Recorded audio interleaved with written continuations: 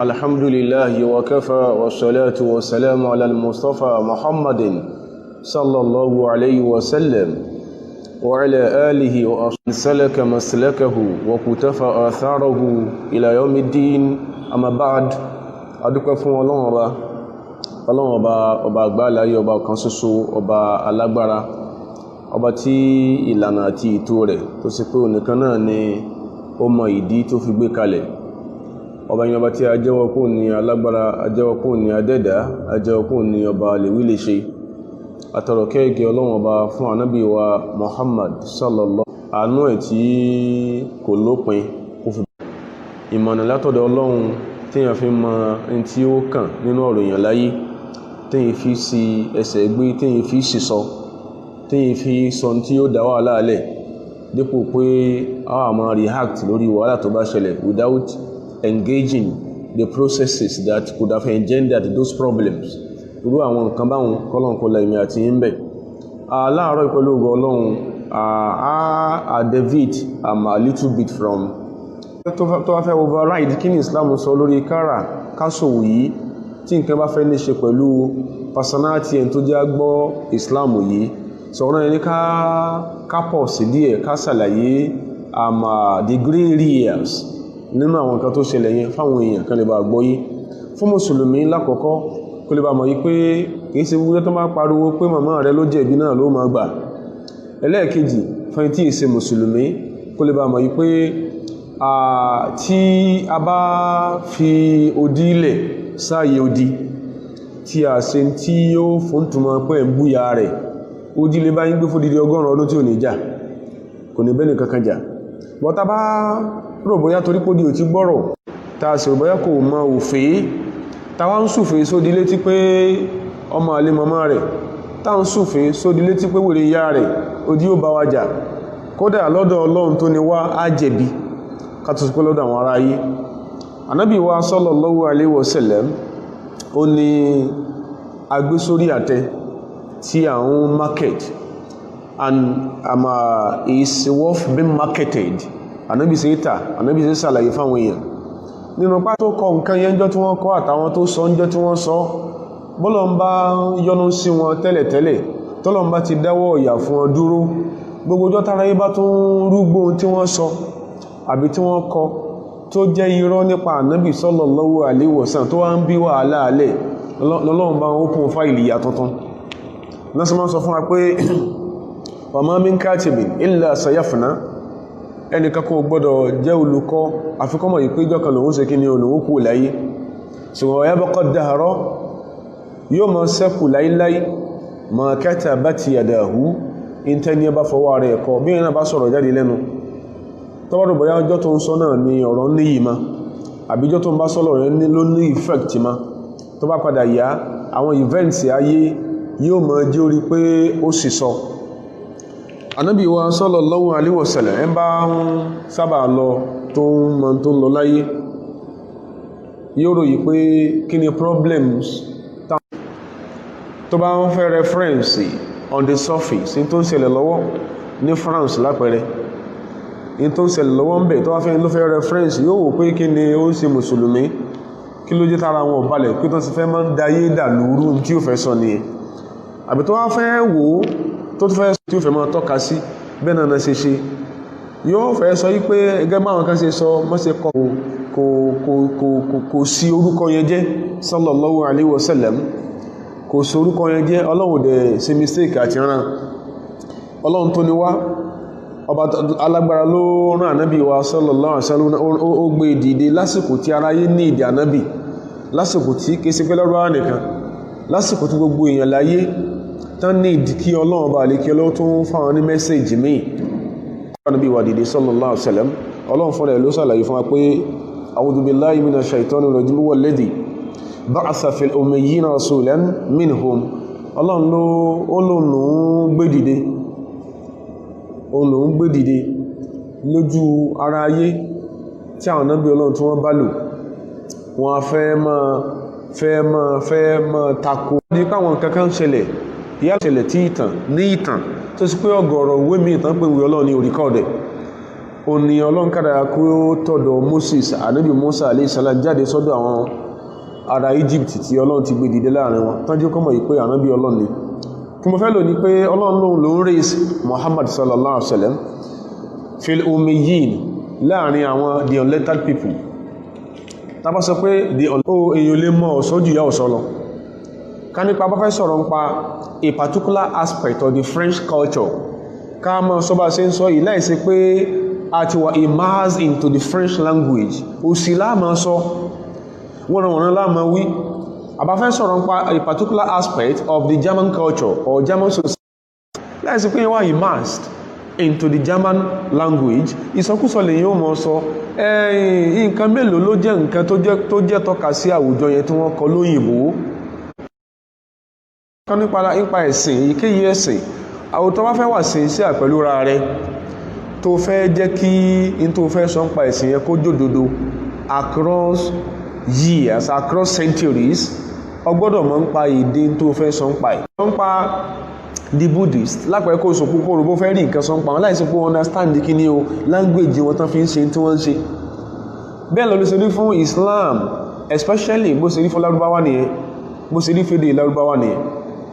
Ọlọ́run lòun ló ń gbé dìde Ànábì sallallahu alaihi wasallam fil ummiyina láàrin àwọn tí ò mọ̀ kọ mọ̀ ká tá padà ṣàlàyé ìtumọ̀ rẹ̀ yatlu alayhim ayatihi yóò mọ̀ ká fún wọn pẹ̀lú èdè tọ́lọ́run fi gbé tó Ọlọ́run sọ ojú méjì náà lọ language táwọn Ànábì Ọlọ́run sọ language tí wọ́n sọ ojú méjì lọ lọ́wọ́ sí wá jọba jódodo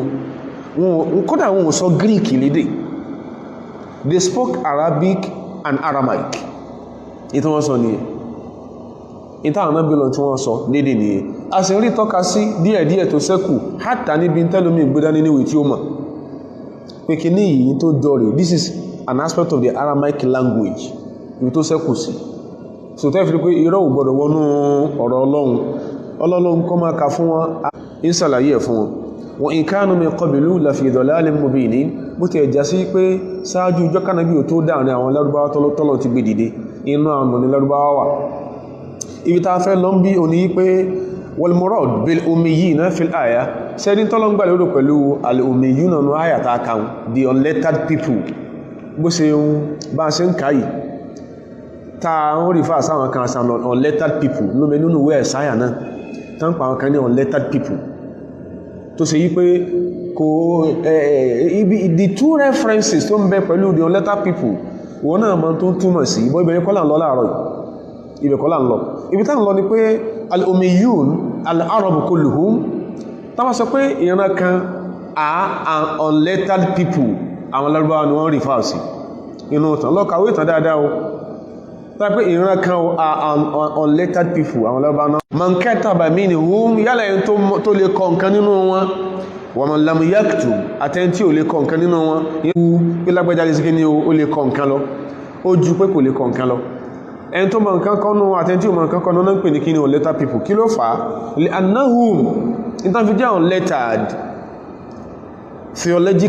theologically ní pé lam yakunu ala kitabin samawiyyin wọn ò gba revelation kankan rí sáájú Ànábì wa sọ̀sẹ̀ tíra kankan ò tọ̀dọ̀ Ọlọ́run wá bá wọn rí sáájú kánàbí ò tó dé ìtumọ̀ being an unlettered mortal nìyẹn wọ́n rí tíra kankan kà látọ̀dọ̀ Ọlọ́run sáájú kánàbí ò tó dé wa kaunuhu ummiyan tàbá sọ pé Ànábì wa sallallahu alaihi wasallam is an unlettered prophet kò túmọ̀ sí kó rí rí o pé kò túmọ̀ sí kókò ní láàkáì ọ̀gọ̀rọ̀ tó sọ ọ̀gọ̀rọ̀ prescriptions tó fún wa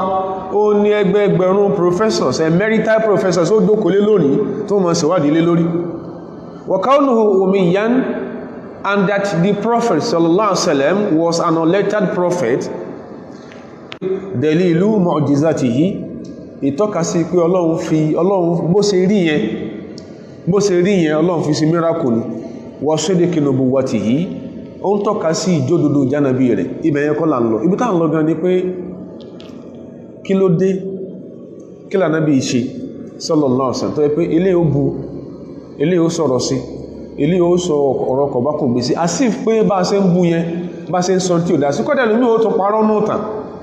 ó lè máa ní ó ṣe báyìí ó lè máa ní ó ṣe báyìí bó àtàtọ́ ìdórí nǹkan mí bùkátà sí láyé tí wọ́n máa ń ní ìdí láyé ẹlòmí ó sì rò pé ẹ̀rọ ànábì yẹn ó dẹ̀ sọ báyìí ó dẹ̀ wí báyìí gbogbo nǹkan tá à ń sọ wọ̀nyí lápadà máa tọ́ka sí kí ló ń ṣẹlẹ̀ tí tó bá sọ tí ó arouse anger àwọn èèyàn they will never be angered with you they will never be angry with you wọ́n ní bínú sí ọ kò sì ní sí wàhálà àwátá jẹ́ èèyàn láàdá nínú bẹ́yàn bá ló ń gbà nábì gbọ́ tó lóun ṣe nǹkankan òun ṣe nǹkankan òun fi jànábì kọ́ kó bí wọ́n nú tẹ́ pé you are a sane mortal tẹ́ pé èèyàn torí ẹ̀ pé ní ọ́ kọ́ kó bí ọ nínú torí pé jẹ́jẹ́ ni wàhálà máa ń jókòó àwọn kan lọ fa wàhálà lẹ́sẹ̀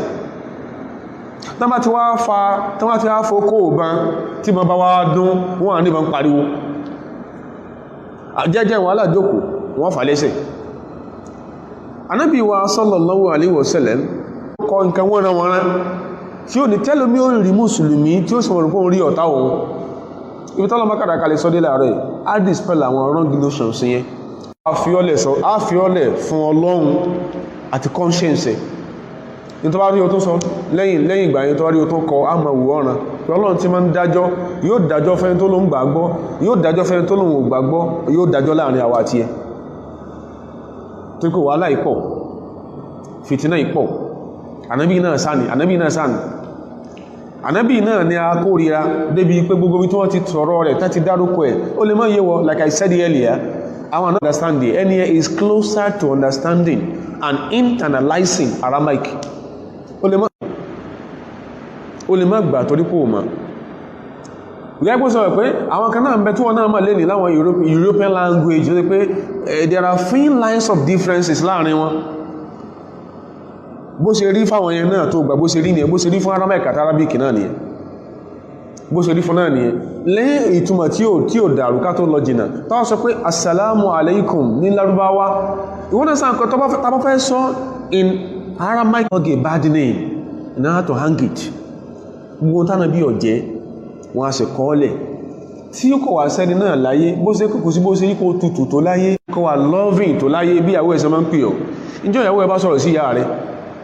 so orùbọ̀ ó rí mi ń caring ó rí mi ń loving bó bínú rí lọ́jọ́ kan ó bínú bẹ́ẹ̀ náà ni kíyàn bú ànábì lójú àwọn tó gbàgbọ́ kódà kìí sànábì nìkan sallallahu alaihi wasallam kíyàn bú Isa Jesus Christ lójú àwa ó ní lọ scot free o tó pé àwa máa tó túmọ̀ sí wọlé mọ́mọ̀ Ànábì wa sallam ọmọ Mu'add bin Adnana bin Qaydar bin Ismaila nínú kanú ọmọ méjìlá tí Ishmael tó bí Qaydar tẹ́mi wí yìí across several pages in the Old Testament tó wọ́n pè ní Kedar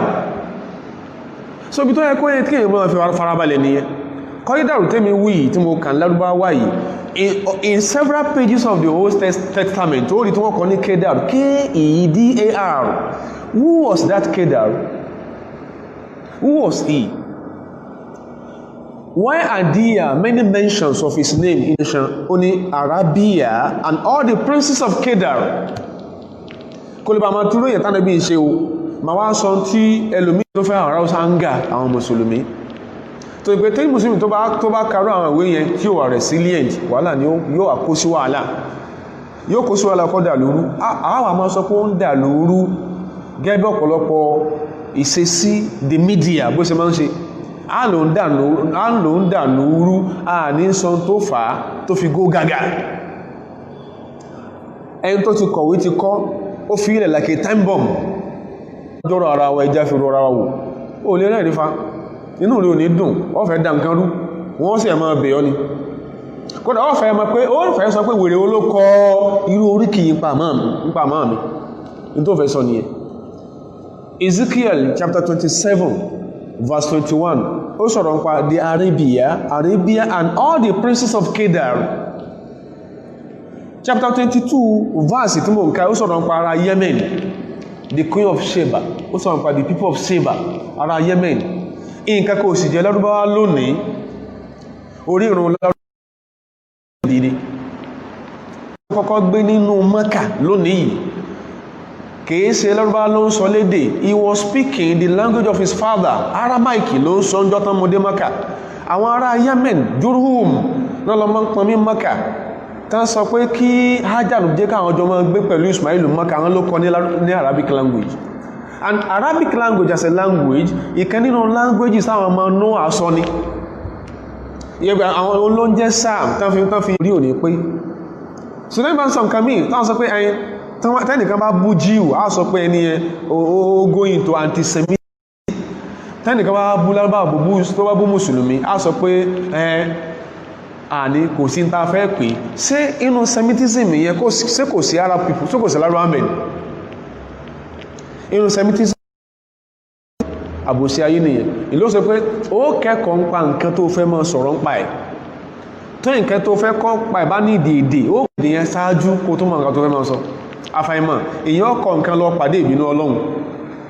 àfàìmọ̀ èyàn kọ nǹkan láyé ayé ó celebrate pé you are a great writer tẹ́gbẹ́ lọ́dọ̀ Ọlọ́run ò ní látúbọ̀tán.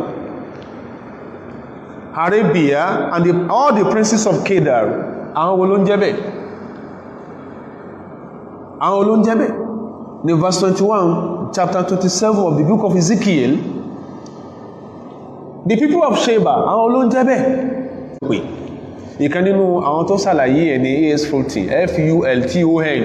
ó kọ̀wé kan ó pè ní the International Encyclopedia of the Bible bó ṣe pè níyẹn. That verse tá a kà yìí Arabia and all the princes of Kedar wọ́n bẹ̀rẹ̀ sí tracing ó ní of the Ishmaelite tribes èyí tí mo wọ́n tẹ̀lé nínú Quran lọ́wọ́ o mo ti sọ bí tó ti rí o AS40 ASFULTON ó ní of the Ishmaelite tribes tó tara Ismail jáde sọ́bọ́n mẹ́rú ló ń pè dáàrọ̀ yìí ẹnìkan kọ̀wé kan so ẹlòmíì tó bá mọ̀ wá bá ṣe ń sọ̀rọ̀ yìí ọ̀yẹ́kùn pé we are incensed, we are angered. Eléyìí ṣe style tàbí wọ́n fi ń sọ̀rọ̀ mi tí yìí sì sọ pé wọ́n bú wọ́n ṣe lé wọ́n bú tí object of religion bó ṣe máa ń pè religious symbolism wọ́n ló ń pè bẹ́ẹ̀ lódodo tó bá jẹ́ object yẹn wọn kì í desecrate láti desecrate ní táwọn èèyàn pọ̀ sí báwọn kan bá wà resilient tán ní fa wàhálà ẹ̀rọ kò sí ẹ̀sìn tí ò ní miscreant kò sẹ́sìn tí ò ní bí ẹ̀kọ́ ẹ̀sìn bá ṣe ń grow sí láàmà téèmù miscreant inú wa táwọn akẹ́ bá gbẹ́sìn yìí tọ́rọ̀ bá yọ táwọn ní jà táwọn òkú ẹni tó bá nàbí kò yé mi àwọn kan ò ní gbọ́ báyẹn àwọn kan ò ní bá gbọ́ báyẹn àwọn kan ò ní lè dá lé lórí ẹ̀ kódà wọn ò ní lè dá lé lásán kọ́ wòlè kan kọ̀wé kan ó pè ní the innocent Ismail, the innocent Ismail gbogbo ẹ̀ lámọ̀ gbogbo ẹ̀ lání Islam and its prophet gbogbo àwọn tó kọ́ lámọ́ kọ́ wọn gbogbo wọn lámọ̀ ṣùgbọ́n kò sí ìtafẹ́fẹ́ sí pé áfà àwọn lọ́lọ́n lọ́ọ̀lọ́ tẹ́gbẹ́ bọ́lọ́n ṣe rí nìyẹn tẹ́gbẹ́ bọ́lọ́n bí ṣe rí nù tẹ́gbẹ́ bí sàn ṣe rí nù àwọn ọlọ́run ṣùgbọ́n torí pé àwọn kan mẹ́ta pé wọ́n nílé swallow kìíní yẹn nínú àwọn èèyàn ìwọ́n náà mọ́kàn tí ọ̀dá nípa àwọn èèyàn mọ́kàn tí ọ̀dá nípa àwọn èèyàn ìkan ní the gate of hell is closed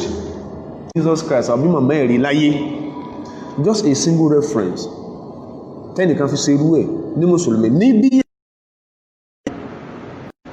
and Alhaji met Jesus in Makkah ìwé kan náà nìyẹn báwọn ẹ̀sìn mọ́sí ń kórí sísìn ní kó lè máa pẹ́ tẹ́yàn bá sọ̀rọ̀ tẹ́yàn bá sound embittered kìí ṣe torí pé gbogbo tán kọ rubbish náà kọ kìí ṣe tí yíò lọ lórí ẹ̀ ṣùgbọ́n ṣe bẹ́ yìí ẹ́ sọ pé àwọn náà kọ ya all gibberish ṣe bẹ́ lẹ́lùmí ò sì gbà in tí ó bà kánájá òjò yìí kìí ṣe àwọn nǹkan ti pọ̀ jù táwọn kan tí ò wá gbàgbó ná ní lálẹ́ ẹni tó sì kọ́ ti jókòó ó ti mórí bọ́nú kó rán pé bó ṣe ń kọ́ là ń mọ̀ òdè kan kọ pé who is this Allah kó rán bó ṣe bí ó ṣe lè lára ẹni tó bá kà tí ò bá wà resilient láti ń san wèrè kan kọ who is this Allah òdè kan kọ the God on trial tó pọ̀ báyìí máa bó ṣe ń kọ rádà àdámù now kó lè máa kéèkéé ṣe pé tí wọ́n ń sọ wọn mọ́ kí ni AS40 sọ of all the Ismailite tribes inú gbogbo sí lórí verse yẹn nù Bible níbi tó wà tí wọ́n náà mọ̀ àti tó padà wá náà ti ń sọ tán sọ yìí Kédàrú ó pàtàkì Kédàrú pàtàkì pọ̀ bó ṣe rí inú òwe Ezekiel tí wọ́n náà ti síwájú ẹ̀ báyìí pàtàkì pọ̀ and so in later times the name came to be applied to all the white tribes of the desert tó ń gbọ́ padà yá wọ́n sí àwọn tó ń pè ní white tribe wọ́n ṣe kọ́lẹ̀ náà gbáyìí náà nìyẹn àwọn ẹranko èèyàn ẹmọ̀ white tribe lẹ́nà wò bọ́bẹ̀ ẹ̀kọ́ là ń lọ wọ́n máa ń sí àwọn ìran Lárúbáwá mọ́ Kọ́ídàrú and it is through Kọ́ídàrú látara Kọ́ídàrú yìí K-E-D-A-R eulogizing Muhammad and whom he was. So tó bá rí báyìí kí ní ẹmà kí ni wàhálà kí ni òjókòó jẹ́ sí tó bá rí báyìí tàlálàṣe jù kí ni oríire àmìlàsá trace yìí a sọ̀rọ̀ pa Deuteronomy chapter 18 verse 18 a sọ̀rọ̀ pa yẹn o ṣùgbọ́n this area torí pé ọmọ tó mọ́ sọ ní pé o mọ́ Muhammad yẹn rí lójú ọmọ kan tó wọ̀ nípa ẹ̀ lójú ọmọ sọ tó wọ̀ nípa ẹ̀ eléyìí tàwà sọ ìsáà alákọ́ síbẹ̀ biblical exegetes tí wọ́n sọ ń pa the verse in Deuteronomy and that verse in John chapter 1 verses 19 to 21 náà sọ tán sọ ń pa ibẹ̀ yẹn kọ́ là ń lọ kó mọ jáwọn náà ló jẹ ibi o ti máa ń kà tó kókọ Muhammad tó kà tó ilé sọ tó wọnú Ọlọ́run ibi táwọn lọ ni pé under an Islamic government àbíta bá ń gbénú àwùjọ kan tó ṣe yí pé a rí mùsùlùmí bẹ̀ ọ̀ká sọ pé Islam ẹ̀sìn Ọlọ́run gẹ́gbọ́n kálukú ṣe máa ń parọ́ kí ló wà gẹ́gbọ́n ṣe sọ lẹ́ẹ̀kan Islam òkú kìí ń pe Jews and Christians ní infidels ẹmbá ń túbẹ̀ pẹ̀lú fẹ̀rún ara àti ẹ̀ èyí tí Islam ó pe Jews and Christians ní kí ni ahlu dhimma the people of our covenant ahlu dhimmatina bí Islam ṣe máa ń kùn wọ́n nìyẹn àwọn tó ṣe pé àdéhùn pa àgbọ́dọ̀ sáburú tí wọ́n ń bẹ láàrin àwa àti wọn a máa ka wọn ọ̀nà tí ó fi já sí pé téèyàn bá sáburú sí Christians and Jews a náà expect a converse relationship láàrin àwọn tí a ń sọ̀rọ̀ wọn yìí tó bá fi ń gbélé ìṣe tí ó wà máa rí instances inú ìtàn yàtọ̀ sí tí wọ́n mà àrí ìtàn sọ tán parọ́ fún ọ àkọ́kọ́ nǹkan tó ṣe pé téèyàn bá ń gbé láwùjọ kan láyé gbébẹ̀ bóyá ẹ̀ndá gbébẹ̀ ní o àbí láàrin àwọn èèyàn kan tí ẹ̀ ń gbé ẹjẹ́ ará àpìlẹ̀ ẹbẹ̀ torí ìyàtọ̀ ń bẹ láàrin pé kó sí pé ní particular society kó sí pé àwọn tí wọ́n ní àwùjọ yẹn wọ́n jẹ́ non-Muslims ìyẹn ò strange inú tàn ọkọ̀ sí pé àwọn tí ó pìlẹ̀ àwùjọ kan wọ́n jẹ́ Muslims yányá eléyìí existentialism ni ẹ̀wọ́n náà máa nú philosophy tó ṣe ìyẹn ò mú nǹkan dání so ẹmà per chance mọ́ sí bára wọn nìyẹn ká ní pé láwùjọ kan mùsùlùmí ló ń gbé bẹ̀ láti pìlẹ̀ ayé wọn tàbá rí àwọn èèyàn bóyá wọ́n jẹ́ immigrants ní o àbílọ́wọ̀n kan àbí kejì wọ́n sábàrá wọn bẹ̀ tó wé sẹlẹ́sẹ̀ mùsùlùmí tán wá jẹ́ Jews or Christians kí ni Islam sọ ń pa wọn báwo ló ṣe náà bá wọn irú àwọn ìwò ráì ni wọ́n ní tẹ́fìrí pé tí olórí ìlú bá yẹran bẹ́ẹ̀ tí ìlú ẹ̀ gbóná lọ́wọ́ sí ya ẹran ìlú ọmọ dàrúmọ lórí alákọ̀ọ́kọ́ Islam ń sọ fún wa gbogbo tí wọ́n kàkàlẹ̀ láwọn ìwé tí wọ́n kọrùn pa wọ́n tí tọ́ fẹ́ mọ̀ pa Islam ó lè gẹ́ẹ̀tì sàn túrò àwọn ìwé àwọn gan lápẹ̀ ní satanic books bó ṣe ń sọ pé they are satanic verses àwọn ìwé gan lápẹ̀ ní satanic books Islam sọ̀rọ̀ ń pa alhimayatu minal i'tida'i al-khariji yìí tí Christian bá ń gbé ń bì kan lábẹ́ ìjọba mùsùlùmí tó bá ń gbé bẹ̀ ṣe rí kẹ́nìkan wá fò láti ìta kó ló wá fẹ́ jẹ Christians ọ̀ Jews yẹn yà ní olé wa ẹni ó jíyà o bẹ́ẹ̀ ni ó bá jẹ́ mùsùlùmí apá èyí Islam sọ nìyẹn alhimayatu na al-i'tida'i al-khariji yìí a máa protect Jews and Christians against external invasion or incursion ẹni kò gbọdọ̀ wá fi wàhálà kòkòrò sófò nínú lábẹ́ òrùlé mùsùlùmí Islam sọ pé ọ̀ranyàn ni fún àwọn ma yajibu lil muslimin ọ̀ranyàn ni fún wọn kí wọ́n máa jàǹfàní tó sì tójú ọ̀ranyàn kí mùsùlùmí ò jàǹfàní ẹ̀ wa ala al-imam ẹn bá jẹ́ síwájú mùsùlùmí aw waliyil amri fil muslimin àbọ́n tó bá jẹ́ aláṣẹ bó jẹ́ síwájú jẹ́ president àbújẹ́ prime minister àbújẹ́ tó ń bẹ nípò àṣẹ ní mùsùlùmí tí ó bá ní àwọn Christians or Jews tó ń gbé inú ìlú ẹ̀ ọ̀ranyàn ni fún olórí báyẹn bima lahu min sultatin shar'iyya pẹ̀lú authority sharia fún wa ma ladayhi min quwwatin askariyya àti military strength might tó bá ní agbára ogun tó bá ní an yuwaffira lahum hadhihi al-himaya ó gbọ́dọ̀ make sure pé ààbò protection tí Christians or Jews yóò gbénú lé wa as Muslim tí ò fi ní kẹta ìrú tánìkò kan ní fi ń dẹ̀mí ẹ̀ légbodò ìjọ́ tó sì ti ń kà àwọn tó ń korí burúkú tán kọ ní ìwé tí mo dákọ̀ yìí sọ one single instance tó bá mọ̀ bòmí ìwọ ní òye ìyàtọ̀ ń bẹ láàrin Saudi Arabia kí n sọ pé ìyàtọ̀ ń bẹ láàrin the Gulf Arab states àti other Islamic countries ìyàtọ̀ ń bẹ láàrin wọn ṣùgbọ́n wọ́n mọ́ dá gbogbo ẹ̀pọ̀ ni àti Pakistan àti India àti Malaysia àti Turkey àti Indonesia àti Singapore ó sàmọ́ kó wọn pọ̀ ní àwọn Arab countries yẹn olóòdó ní ọ́ àwọn tó sì pẹ́lá bá gangan ni wọ́n ń sọ nínú mùsùlùmí wọn mélòó ni countries the Gulf Arab states tẹ́ pé by virtue of mọ́ ṣe rí lọ́bánú sọ láti pìlẹ̀ ayé wọn kìí sí àwọn tó ṣe wípé ńgbà tí Islam débẹ̀ náà sọ kí náà sọ lárúbáwá kódà à ní ka Egypt mọ́ Gulf Arab states so ẹlòmíì igbó tó ti ń kàwé kò kàyàn kó o sì lè kà á torí kò sí tó kọyùn sí fún ìwé àwọn tó dẹ̀ kọ́ sínú ìwé ó ti wà biased ọ̀ràn yẹn ní kẹ́ tó jó lórí mùsùlùmí ibi tó bá ní Christians or Jews tán gbé lábẹ́ ó gbọ́dọ̀ provide the military might láti protect wọn ìkan nínú àwọn àfáà torí pín tó wọ́n sọ pé àwọn àfáà mùsùlùmí yẹn ó ní wọ́n they are cruel wọ́n dájú bó ṣe máa ń sọ nìyẹn ìkan nínú àwọn àfáà kódà kana min akabiri al-Hanabila inú àwọn àgbà ọmọ kí ọmọ Muhammadu ní ẹ̀ntà ń sọ yìí ó kọ tíra kọ́ pè ní matalibu hulin nuha èyí táwọn tí láàká ìbábẹ̀ lónà tí wọ́n máa ń wá ló kọ tíra yẹn ó ní yajibu ala al-imam torí bí táà ń lọ ní ọ̀rọ̀ yẹn ní fẹ́ tó jó lórí mùsùlùmí hifdhu halil dhimma ó gbọ́dọ̀ protect Jews and Christians and some about protection from external incursion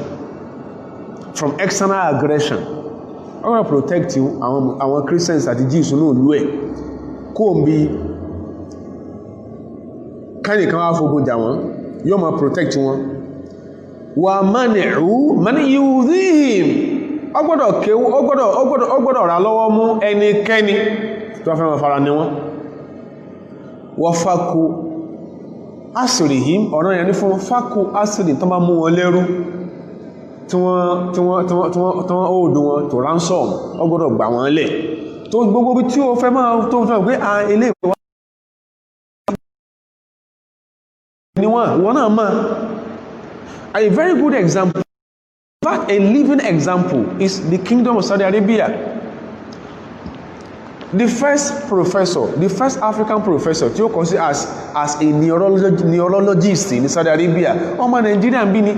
ọmọ Iléṣàn bàbá yẹn he worked as a neurologist for 40 years in Saudi Arabia kó tó retire bàbá yẹn sọ pé nìkan kan ò ná pamphlet gbé accept Islam sóhun rí láyé àbí 30 years ìjọmọ ọdún ìwọ tó nǹkan tó kí ni ó kí lọ́jọ́ orí ẹ̀gan bàbá yẹn worked as neurologist ní Saudi Arabia for 30 years ó lẹ́nìkan kò sọ fún pé pamphlet rí accept Islam ẹ̀kọ́ sọ bẹ́ẹ̀ fún rí bá wọn tó dáwọn èèyàn tó ń ṣiṣẹ́ as medical practitioners in Saudi Arabia bí wọ́n lè rí pé ṣán wọ́n ní kan wá kírun tipátipá bí wọ́n lè rí pé ṣé wọ́n ọ̀nà kan àbí kejì wọ́n ń fayé ní wọ́n lára tán bá sọ bẹ́ẹ̀ fún àwọn gẹ́mọ̀ káwọn ń parọ́ ni wọ́n ń pa world lásìkò yìí Al-Imam Ibn Taymiyyah alayhi rahmatullah o ń bẹ ní Damascus Mongolians wọ́n invade Damascus gbogbo orí burúkú tí wọ́n dánwò rí láyé ní ìké ìyàwó náà dánwò ń bẹ wọ́n pa ṣẹ́gì sáwọn mùsùlùmí lára gbogbo ọ̀pọ̀lọpọ̀ tó jẹ́ heritage mùsùlùmí the scholastic heritage ní wọ́n dà sódò ẹ̀jẹ̀ ń sàn ní gbòòrò Damascus àti pé àgbàrá òjò ń sàn ní tí wọ́n bá mọ̀ yẹn tó ò fíìlì fún wa àwa ń fíìlì fúnra wa bọ́ ní tó fẹ́ reference lè ní pé gbogbo tá a sọ kalẹ̀ ẹlò pé ẹ̀yìn wọ́n kàn ká ní kódà àwọn àfáàjú ya pé ọ̀rọ̀ yẹn ní fẹ́ tó jẹ́ olórí mùsùlùmí tó bá ní Christians and Jews nínú àwùjọ rẹ̀ and man kana fi dhimma ẹ bá jẹ́ Jews or Christians nígbẹ́lá nínú àwùjọ tó jẹ́ àwùjọ mùsùlùmí in tó ń ṣẹlẹ̀ tọ́kì àmà kìí ṣe rọ́tí mídíà ń pa in tó ń ṣẹlẹ̀ tọ́kì àmà wọ́n náà dẹ̀ ma in tó ń ṣẹlẹ̀ tọ́kì for years for centuries wọ́n lè ṣe rí ẹ̀ lórí ilẹ̀ bàbá rẹ̀ kọ́ gbà ṣùgbọ́n a kàn pàtì a ma trade in emotions àwọn afáà ní ẹmbá ó jẹ́ Christians or Jews tó ń gbé lábẹ́ ìjọba mùsùlùmí wọ́n lọ harbi ila biladina táwọn kan wá jà lógun àtàjẹ́ mùsùlùmí táwọn Christians and Jews tán gbé láwùjọ wa táwọn kan wá jà lógun náà lú wa yaksidunahu tó yẹ pé àwọn Jews or Christians yẹn náà fẹ́ wá pamọ́ wa lẹ́nu ilé wọ́n fẹ́ pamọ́ mọ́ wa lára wajaba alayna ọ̀rọ̀ yẹn ní fáwa and nakhruja liqitalihim á bá wọn jà á bá wọn pípù yẹn jà àwọn external aggressors yẹn á bá wọn jà bil qira'i was silah gbóhun tá bá ní weapon láti bá wọn jà wọn na mọ́ta dúnà dhalika tá bá rí wọn lé lọ ọ̀ká kú síbẹ̀ wọ́n gbọ́dọ̀ fọwọ́ kan Jews and Christians láwùjọ tàwa à ń ṣe lé àfin protect liman huwa fi dhimmatillahi ta'ala àfin protect àwọn tẹ́kọ́ wọn bẹ lọ́ndà covenant Ọlọ́run láwùjọ wa wa dhimmati rasulihi sallallahu alaihi wasallam àwọn tó bẹ lọ́ndà covenant ànábì tí wọ́n ń bú yẹn náà òun náà ló kọ covenant táǹkà yìí pé gbọ́dọ̀ treat àwọn èèyàn ìjọ tó sọ fáwọn sọ̀hábà tí wáyé pé èèyàn bá jọ máa lè bó ṣe máa ń ṣe Egypt Cairo lẹ́nì ẹkùn tó mọ́ sàtà àwọn ẹran kan tán jẹ́ paid agents of the colonialist wọ́n sọ pé Islam ogun oní Islam jà Egypt ọdún tí Amr bin Jews and Christians in Egypt now they were Jews and Christians, they were voiceless against àwọn ẹlẹ́wọ̀n tó mẹ́ ní Egypt ọdún tó ń wọbẹ̀ tí that company tó wọ Egypt wọ́n fòdídí ọmọ obìnrin tí ò tí ìrọ́kùnrin wọ́n fi ń bọ River Nile nílà wọ́n pa sí River Nile níjọ́ tó bá overflow bank amọ́rọ̀ ma sí ló wọ Egypt ó dẹ̀ kọlẹ́tà súnmọ̀ rò pé Egypt ló ń dé yìí ìtàmà wọ́n ní odò kan bẹ́m̀bẹ̀ tó bá ti lè rú tó bá fẹ́ àpíìsì odò yẹn odidi ọmọ tí ò rọ́kùnrin they were Jews and Christians ní Egypt kí ni wọ́n ṣe sí amọ́rù kọlẹ́tà súnmọ̀ Umaru wá kọlẹ́tà padà ó kọ sórí pépà bismillah hadha min amiril mu'minina Umar bin al-Khattab wọ́n sọ bẹ́ẹ̀ pé ìwọ odò that river náà yẹn náà ni o tọ́ ẹ pé agbára rẹ ló fi ń dá sun máa sun lọ kó máa gbòdìdí èèyàn bọ̀ ká ní pé Ọlọ́run ló ń pàṣẹ tó fi ń sun èèyàn mọ̀ látò ní lọ Umaru ní káàmùrọ̀ máa ṣe sọ lẹ́tà yẹn sínú odò yẹn tí river náà yẹn náà nílé ní ogun náà kọwọ́ Egypt Ànábì sọ fún àwọn sọ́ọ́bà pé innakum sataftahuna Misra you shall liberate the people of Egypt ẹ̀yin lẹ́ liberate àwọn ará Egypt ó ní fa'idha fatahtumuha tẹ́bá tí wá liberate wọn tán ó ní usikum bí Ọlọ́run ní Ànábì sọ pé ó ní usikum bil aqabati minha ẹ ṣọ́ra yín ẹ wà careful ẹ pọ́nlé the Coptic Christians níbẹ̀ bó sì sọ fún wọn nìyẹn tẹ́bá ti liberate Egypt tán so ẹ gbọ́dọ̀ treat specially tí ìbá tẹ́ pé bí Islam ṣe rí tẹ́ pé bí Mùsùlùmí ṣe rí inú tàn ìyá tí ò sàgbára ní Spain tí ò sàgbára kankan ní Spain ní àwọn Mùsùlùmí ló liberate Spain now no liberate Europe now tẹ́ pé báwọn ṣe rí tẹ́ pé King Ferdinand àti ìyàwó ẹ̀ Isabel tẹ́ pé bá ṣe rí láwọn Mùsùlùmí ṣe rí ó ní rí churches kan Spain lónìí ibi tí Islam ti lò close to 1,000 years kan ron tán lè dánwò gbogbo churches tó ń bẹ ní Egypt lénìí wọ́n rí wọn kọ́ lọ ṣèwádìí ẹ̀ dáadáa wọ́n rí wọn kọ́ ń gbà tí Jews and Christians wọ́n sọ kí ni ọ̀tán láwọn ní school of theology níbẹ̀ náà gbogbo churches tó ń bẹ ní Egypt lénìí pẹ̀lú àwọn tí àfàtàrà ìsísọ́ ìgbà tí Mùsùlùmí jẹ́ olórí ní Egypt náà kọ́ gbogbo ẹ̀ Ànábì tó bú nìyẹn o bíyàn bá lóun ó fi ìyà jẹ Christians ní wọ́n tó ti ń gbé lọ́dọ̀ àjọba Mùsùlùmí Islam ní ẹ bá wọn yẹn jà nǹkan kò dọ̀tí Jews and Christians ẹ̀rí irú ẹ̀ Mongolians invade Damascus. You know how important Damascus is to Christianity. You know how important Jerusalem is to Christianity. Wọ́n invade ibẹ̀. Gbogbo àwọn Mùsùlùmí tí ń bẹ ńbẹ̀ pípa fẹ́ kú. Ètò wá catch attention wa ni pé ẹni tó jẹ́ war commander the Mongolian army Kutlu Shah ọba kó àwọn Jews àti Christians ó kó wọn kalẹ̀ bó ṣe ń pa wọ́n ní sáwọn sóòrùn ó kó wọn Mùsùlùmí. Ibn Taymiyyah alayhi rahmatullah ó wà náà tí ó ja ogun láti ward off the Mongolians.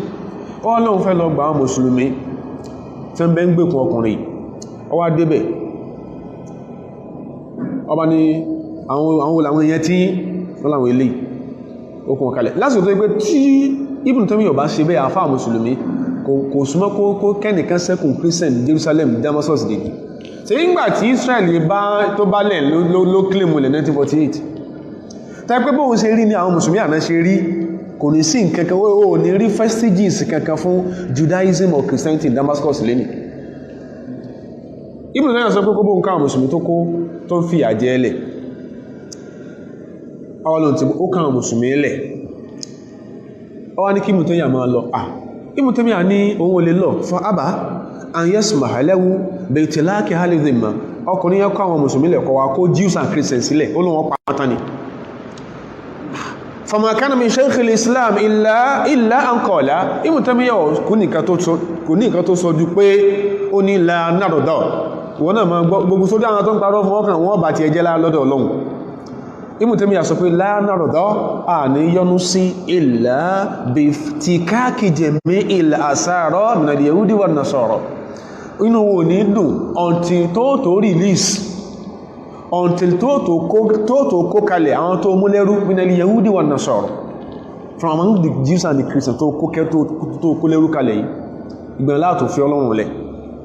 torí pé fahum haludhi matina they are under our covenant of protection àmọ́ dáàbòbò wọn èyí tí mo sọ the 10th century àsìkò yẹn náà ní crusade wars wọ́n máa ń tàjà crusade wars fún òkè fẹ́ sọ̀tàn yẹn ó ní ká máa sọ̀tàn yẹn before the crusade wars tán tún kó já Damascus náà bákanáà ṣe bí wọ́n lọ rẹ̀ wọ́n claim ilẹ̀ for the Lord àwọn the crusaders wọ́n run churches náà ní Jerusalem náà wọ́n pa Christians náà tó fi pa àwọn yẹn wọ́n kàn wá from Europe mission wọn ní kí ní o the gold and the riches in Jerusalem wọ́n náà mọ̀ náà àfanábí lọ́rùn lẹ́ tí ìbá sànábí yẹn ni tí ìbá sànábí ní kò ní sí Christianity ma among here tí ìbá sànábí yẹn àti tó sọ́ọ́lẹ̀ kò ní sí Christianity ma tó ibi tó yẹ kó ti kú tí náà bá ti kú tí náà rẹ̀ òkú gbogbo ayé iná rẹ̀ òkú túrù kí ní o túrù protection àwọn Mùsùlùmí true protection àwọn Mùsùlùmí Ibn Taymiyyah ní fi wọ́n lẹ̀ torí pé àwọn tó sọ tó lò ní kó lẹ́yìn hum haludhi matina they are under our covenant of protection. Ibn Taymiyyah ṣe sàábé o kìí ṣe sàábé o ọ̀nà ẹ̀gán jì sáwọn ìtàbánkà àwọn tabaqat àwọn tabi'in ọ̀nà ẹ̀jìn o ṣùgbọ́n táìpá náà ibi tó bá sọ tí ọ̀dá lẹ́npa Jews and Christians so wọ́n ma defend wọn Ibn Taymiyyah ọgbà ó ní wala nada'u asiran la min hali dhimma ó ní à ní fi ẹnìkan kẹ́lẹ̀ kó ń bẹ ní gbèkùn rẹ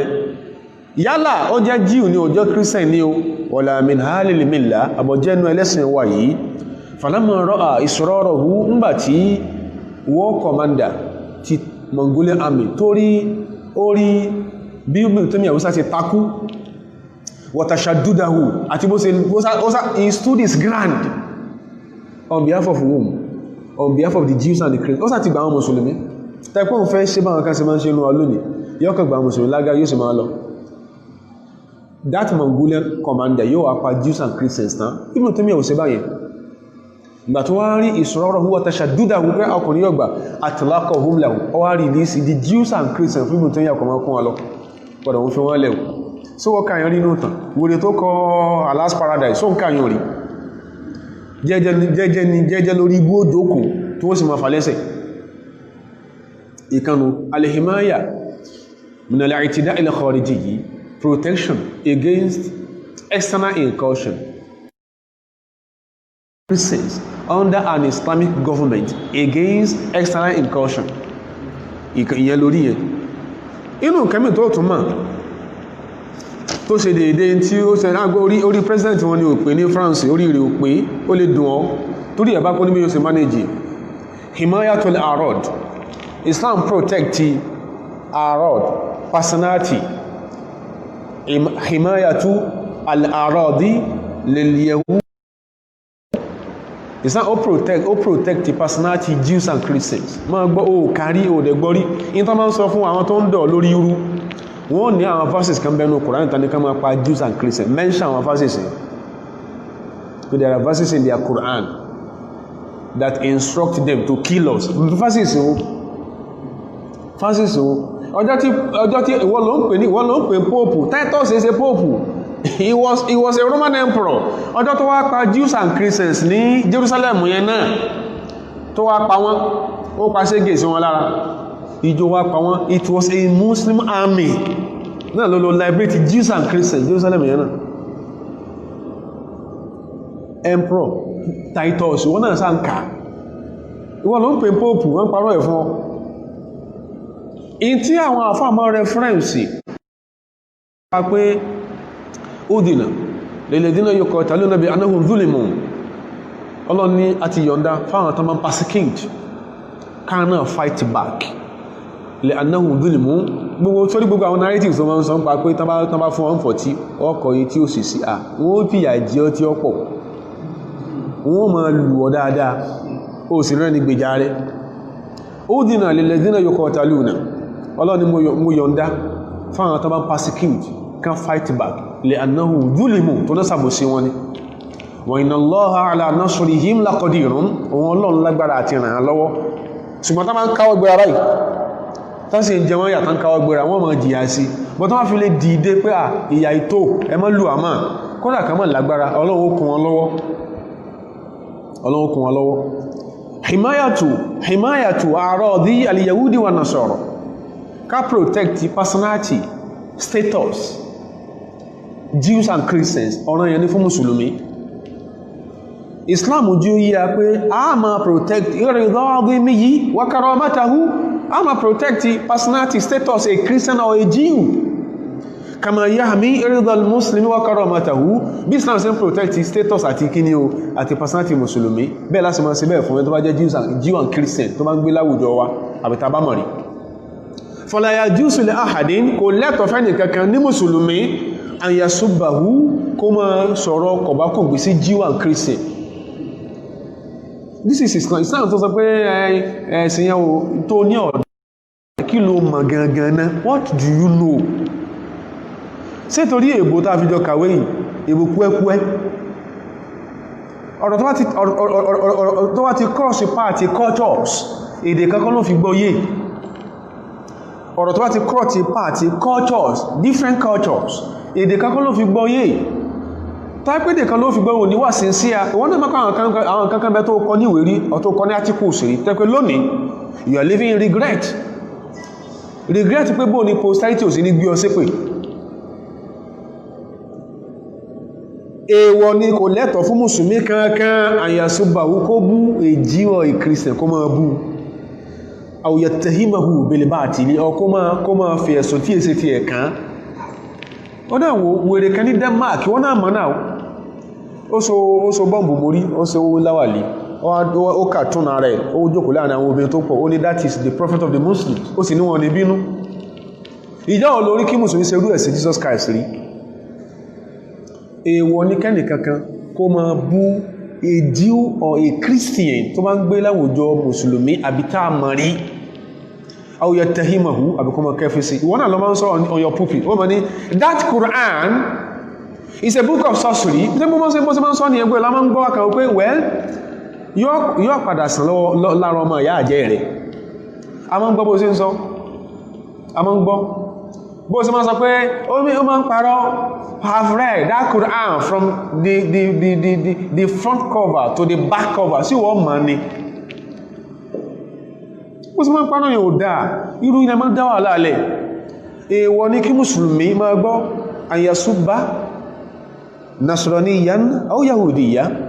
kó máa bú èjì ọ̀ a Christian aw yattahimahu bil batili, or kó máa fẹ̀sùn tí èsì ti ẹ̀kan, aw yashna alayhi bil kadhibi, or kó ti ẹ̀mọ́ máa pa irọ́ ma, aw yaghtabahu, or kó máa sọ̀rọ̀ ẹ̀lẹ́yìn láìdá, wọ́n sọ̀rọ̀ ẹ̀lẹ́yìn láìdá, wa yadhkurahu bima yakrahu, or kó máa dákọ̀ ẹ̀ ní dákọ̀ tó sì pé tó bá gbọ́ lórí òní dùn. Wọ́n náà wò gbogbo nǹkan yìí Islam ṣe léwọ̀ fún mùsùlùmí kó máa ṣe fún Jew or Christians. Yálà òun sọ tí ó dáfẹ́ náà ṣe nípa rẹ̀, àwọn nasabi nípa ìran rẹ̀, ó wá sọ pé nígbà tán bú ànábì kọ́ ẹ kó lè hánga mùsùlùmí, ọsọ́ máa lè ní wọ́n ní ṣe tán bá bú ìyá rẹ̀ sínú ìrìn ọdọ́ máa jó, tán ní ìyá rẹ̀ àjẹ́, ìyá rẹ̀ olè, ìyá rẹ̀ àtọ̀ọ́lé, ìyá rẹ̀ àjàgbé, lọ́wọ́ àwọn tó máa jó ká máa bọ́ lùlù sí. Ò ní ṣe wọ́n náà ní láìkì ẹ̀. Èèwọ̀ ní kí mùsùlùmí là ń sọ̀rọ̀ yìí kó máa bú èébú ara àbọ́ máa fẹ̀sùn tí èsì ti Christian kan, tàbí kí ó ṣe yí pé yóò máa sọ̀rọ̀ Christian fi nafsi yìí nípa Christian yẹn, àwọn nasabi yìí àbí ọ̀rọ̀ ọ̀ràn rẹ̀, àwọn kọ́líkì àbí bọ́lọ́n ṣe rẹ́kọ́ ní ẹ̀rẹ́ tí èbí tí erin, gbogbo nǹkan tí ó dá tó pé ẹn tó ní ọ̀rọ̀ ní gbọ́ kínú rẹ̀ ó ṣe kínú rẹ̀ ó dùn, àwọn kọ́líkì yìí àkọ́ máa fi ìwà ara rẹ̀ kó máa sọ̀dí kejì ní mẹ́wà lára rẹ̀ kó máa sọ̀rọ̀ ẹ̀bú, àwọn ògbórí dhalika mimma yata'allaqu bihi, àbí tàbí nínú pa nǹkan míì tó ní ṣe pẹ̀lú dá Christian. Ìwọ ní kí mùsùlùmí ó ṣe kó lè bá yí àtànsọ gbówẹ̀ láwọn afáwà sọ sórí àní ọwá kírùn, ẹn tọ́lọ̀ bá fọ́ tọ́ lẹ́mì ní kírùn, a sì ní bá ṣẹ̀sìn. Àwọn èèyàn bẹ́láyé dáadáa tán sọ lárúbáwá bá ṣe ń sọ yìí, tán kà bá ṣe ń káyì tó ń ṣe mùsùlùmí, wọ́n bẹ nọmọ Nàìjíríà, wọ́n bẹ lẹ́tí ìsọmọ Nàìjíríà. Bishop Idowu Fero wọ́n bẹ ní Kaduna, ó ní Archbishop Kaduna Diocese of the Anglican Church. He speaks Arabic, kò ti torí ẹ̀ di mùsùlùmí, ẹni kò sì torí ẹ̀ yọmọ sí. Tí ìbá ṣe pé tó bá gbá lórí asan kúkà ń gbà mí, tó bá gbá lórí bí epo gbóná, kò sí fún náà mọ̀dódó náà, bọ̀ yí máa ń gbá lórí ẹ̀ bí epo gbóná ni. Ẹnìkan ni Pastor Isaac Ogunbiyi is still alive. He did his first degree in Arabic studies in Saudi Arabia. Ẹbí wọ́n lè rè pé séjọ́ tán kẹ́kọ̀ọ́ yẹn, cosmate àwọn àti àwọn alájì Abdulrazak Akuru, ìjọ tán kẹ́kọ̀ọ́ yẹn sán ní kó kírun tipátipá. First degree rẹ̀ Pastor Isaac Ogunbiyi Saudi Arabia ló ti ṣe, sán ní ó kírun tipátipá, sán bú Jésù mbẹ̀, sán bú Maria mbẹ̀. Ṣùgbọ́n ẹmọ̀ táwọn ẹ̀bá ti ń feed fat on lives, wọn ní mòdodo ọ̀rọ̀. Àwọn àfáà àjò yíya, àfáà Shihabuddin Al-Qarafi Al-Maliki, inú tí a tó pé ní Al-Furuq, àfáà yí ní inna aqda dhimmati, sẹ́rí ọwọ́ pé Jews and Christians ń bẹ lọ́ndà covenant wa, yujibu lahum huquqan alayna, ó ti sọ́dọ̀ ọ̀rọ̀ yàn fún wa ká máa pé àwọn rights kan fún wọn. Li'annahum fi jiwarina, torí kí wọ́n gbé ní neighborhood wa fi khafaratina aw khifaratina, wọ́n gbé ní vicinity wa, wọ́n gbé ní vicinity under protection, under a close watch. wa dhimmatina wa dhimmati Allah ta'ala, wọ́n gbé under a covenant, under the covenant of Allah,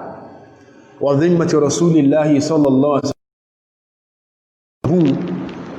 wa dhimmati din al-Islam, gbé lọ́dà covenant Islam. Wọ́n náà wọ́n tó máa ń ṣe yìí kọ dáa kò portray àṣeyàn gidi, wọ́n lè máa celebrate ọkọ̀wé kan, gbogbo tó wọ́n kọ yẹn a mọ́ bí tó wà, a máa ń kàá. Bowen University Library is replete with àwọn satanic books báyìí. Wọ́n fi we are a resilient people, I keep on saying that. Ọba àkọgbẹgbẹ̀rún níwèé tó fi ń bà náà bí wọ́n ní lálá tó rókè ilẹ̀ ní bọ̀ ní ó ma rí bí ṣe sí ń bí, so báwa ṣe rí kọ́lẹ̀ lómi ṣe rí báyá lókè ọya àbíbò mi, kọ́dà kó mú Muhammadu kó kọ́ lórí pépà kọ́ fàyà lójú tàwà ní bá ọjà, bá ṣe rí bí nìyẹn. But máa rántí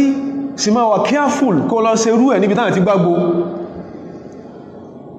sàpéjọ́ tó kọmọ ó ti sórí pé àkọ́ yá sàpé ẹjọ́jà torí àwọn tá máa attack tá máa criticize outcomes táàkíún ẹmà painstakingly can study processes ó bí ẹmbá under àti wa táàmà pé fún ó yóò máa enjoy àwọn rights yẹn under dhimmatillahi lábẹ́ covenant Ọlọ́run pé gbọ́dọ̀ ṣe bẹ́ẹ̀ fún wọn wa dhimmati rasulillah under covenant Ànábì tí wọ́n bú yẹn lọ́kàn tí John Davenport kọ lórí Muhammad sallallahu alaihi wasallam pé sáà ṣe mùsùlùmí lọ́kàá gbogbo ẹ̀ náà kọ́ lọ́wọ́ sọ pé ẹyin torí pé gọ́dà kọ́ sọ pé you are into political studies ọ̀hún pé ó ní wà just kó sí pé wọ́n bá ìwé democracy nìkan lọ́mọ ká ó kò rí sí nǹkan fọmọ̀nà ìtàdà aléhìm níbi táwọn lọ nìyẹn ẹnikẹ́ni ní mùsùlùmí tó bá lọ fẹ́ máa sọ̀rọ̀ burúkú sí Mary àbí ìyá rẹ̀ Hannatu àbí Jésù ọmọ rẹ̀ àbí ẹni kankan náà àmà prophetic personalities that are mentioned in the Bible ẹ máa fẹ́ wọn sọ̀rọ̀ tí ọ̀dá sí wọn falaw bi kalmati su'in kọ́dà kó sí pọ́rọ̀ búrú fẹ́ sọ sí wọn aw ghibatin àbò fẹ́ sọ̀rọ̀ wọn lẹ́yìn láìdá wọ́n ní irú èyàn báyẹn ní mùsùlùmí faqad dayya'a dhimmatallah ẹni yẹ tí ó ti tọ̀pá bọ covenant Ọlọ́run wa dhimmata rasulihi sallallahu alaihi wasallam ó ti tọ̀pá bọ covenant Ànábì sallallahu wa dhimmata dinil Islam ó ti tọ̀pá bọ covenant mùsùlùmí bí Islam ṣe rí nìyẹn olórí pé má sọ tí ò dáa ṣe bó ságbà náà bí yẹn gbọ́ fanábí yẹn lẹ̀ náà fanábí yẹn lẹ̀ téèyàn bá tó tẹ́pẹ́ lọ́dọ̀ tí ẹ ó ń ṣe tí ò dáa in the name of Islam ló kọ Islam sọ̀rọ̀ ẹ̀ síta bí àwọn èèyàn ẹwọ́n náà wọ́n rẹ̀ lọ́wọ́ ọ fẹ́ gbèrè nípa Islam ọlọ́mbà wọn tó mọ̀ pé ó kọ́ ara tí wọ́n gan as Muslim scholars wọ́n lè kọ́ wọ́n lè fún ní information tó ń fẹ́ and wọ́n náà wọ́n sincere ẹjẹ́ kó di I'm wanting to know about a topical issue ẹ̀rí báwọn media practitioners ní sọmọ́ ń ṣe bí ẹni tán wòkù ní yàbá apá òsì bóò náà sọmọ́ ń ṣe ẹni tán mọ̀ pé tí ò lè relay information fún wọn ni wọ́n lọ bá torí wọ́n ti ní agenda setting ẹlòmí ó ti ní preconceived notion pé this is Islam lọ́dọ̀ ara ti ẹ̀ kò fẹ́ gbọ́ nǹkan mímọ̀ tẹ́ pé lórí ire lórí ìlú níbi tó ti ní over 60 million Muslim faithfuls nínú ìlú rẹ̀ tẹ́nìkan wá ń ṣe bá ara tó bí ó kàn sọ pé Charlie Hebdo it isn't that we are happy about what happened to Charlie Hebdo kìí ṣe pé torí ẹ̀kọ́ but had Charlie Hebdo not written what he wrote ká ní òkan tó kọ ká ní ò cartoon tó cartoon sórí èèyàn dàrú ni tí yóò kàn lọ attack ẹni ó ń ṣẹlẹ̀ lọ́wọ́ ń sìn EndSARS lábẹ̀rẹ̀ Nàìjíríà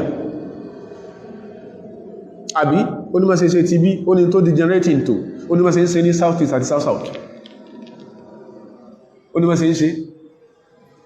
so àrẹ̀dí kankan the media outlets have been silent kó lè bá wọn pé tó bá fẹ́ mọ̀ nípa ẹ̀sìn yìí àti bóòlẹ̀ sí ṣe rí go through its literature bọ́jẹ́ nìkan tarọ fún ọ ọ̀rọ̀ Islam kò lọ́rọ̀ Sàdánà àtàwólọ́wọ́ àwọn ọmọ tọ́jọ́ ra ń gbá ọ̀rọ̀ Islam kò lọ́rọ̀ Akíntọ́lá Tàfábàlewà àti Awólọ́wọ̀ àwọn ọmọdé wọn mọ́ sí sọ change ara wọn kan lọ́mọ ọdún wájú Ọlọ́run kọ̀ọ̀kan àwa lọ́ọ̀kà nípa ẹ̀sìn ni ó ní ìsinmi fúnra rẹ̀ ayé ò ní ìsinmi látara rẹ̀ gbogbo tó máa ń sọ lórí púpìtà máa ń gbọ́ tí wọ́n ní be wary of those who read what is called Yasin sọ́ra rẹ̀ májọ Ọlọ́run bínú sí ọ sọ ọmọ tó mẹ́nu Yasin ní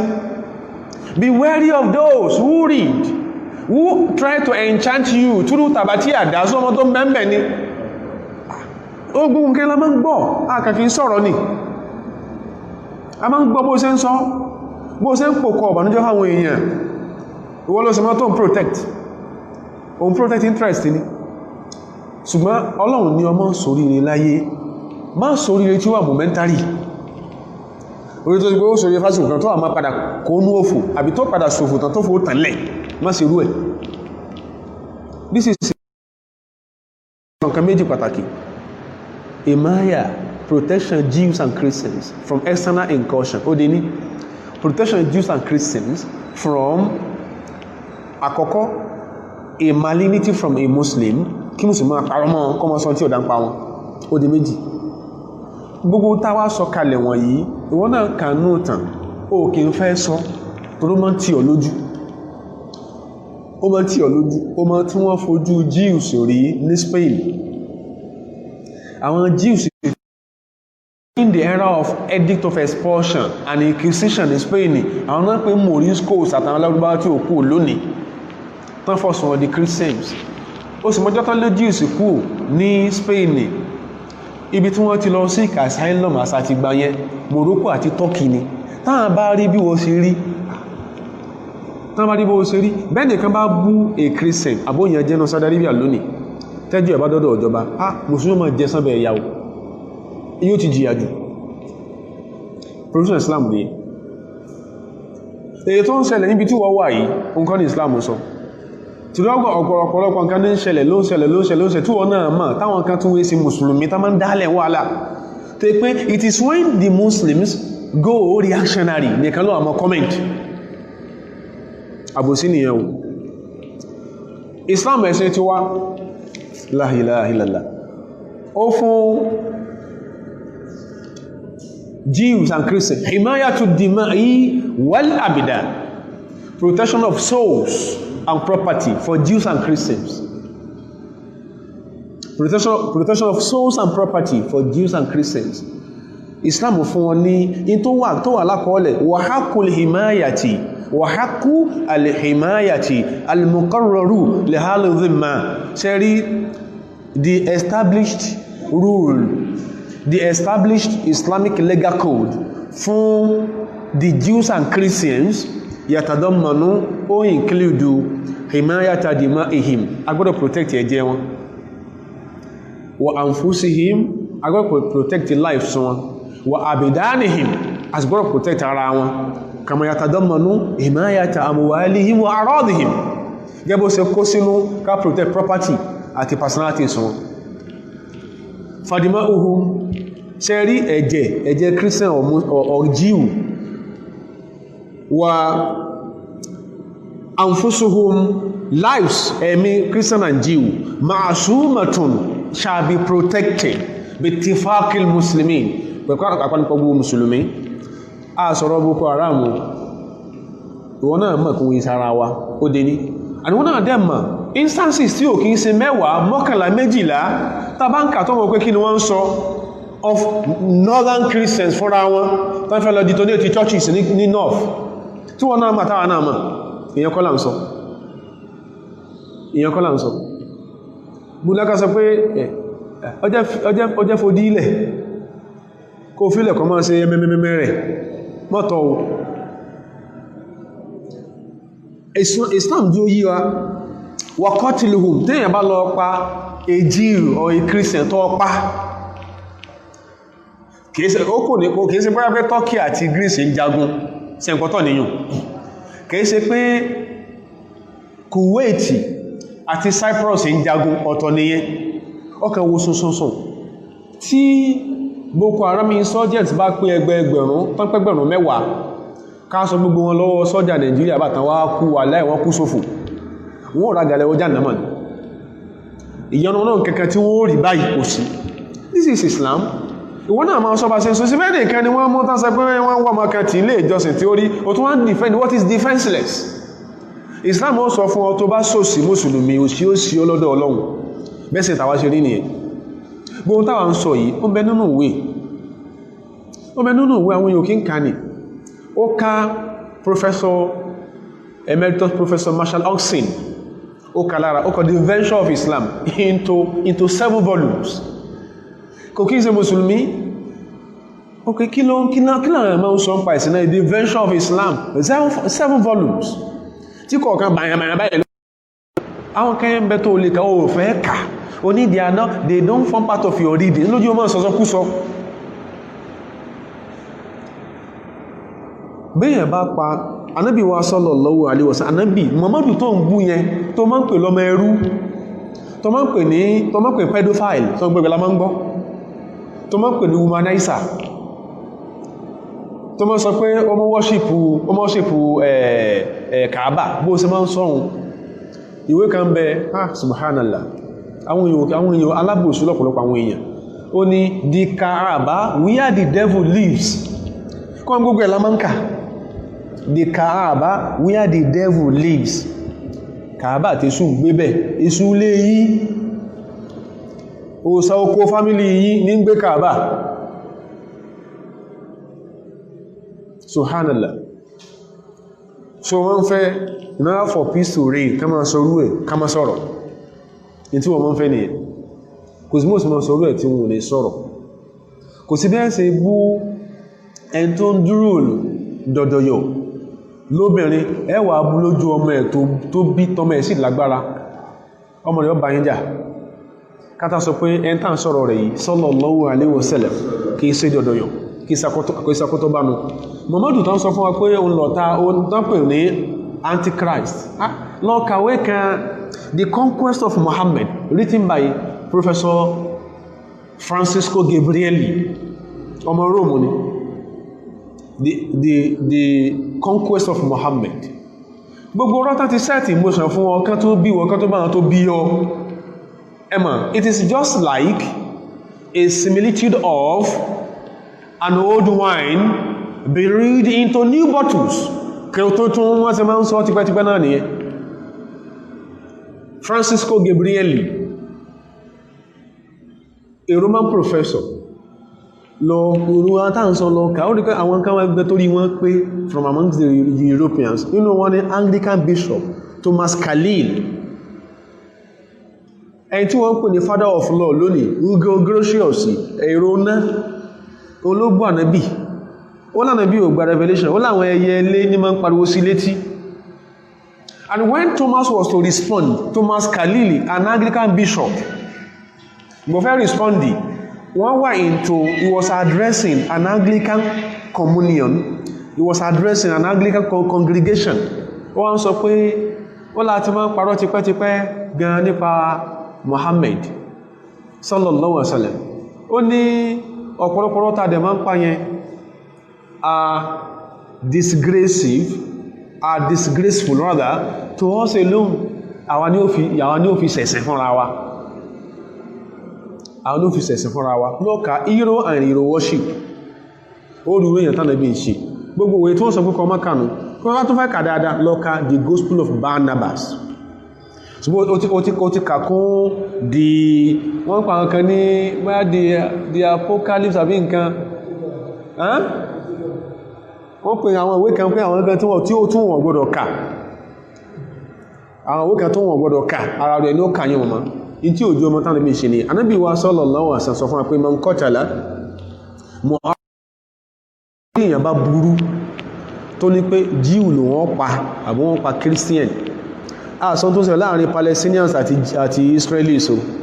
ìwọ̀n náà mẹ́kùn ìsára yín o ìyẹn kọ́ là ń sọ o bó tẹ̀ ipá àwọn kan bẹnu wọ́n mẹ́ pé aláìmọ̀kan ni wọ́n aláìmọ̀kan a Palestinian Christian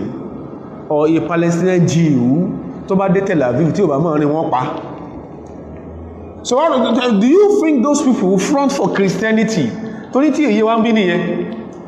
if a Palestinian Jew or a Palestinian Christian tí ò bá mọ́ ní Tel Aviv wọ́n yìí máa pa like Muslim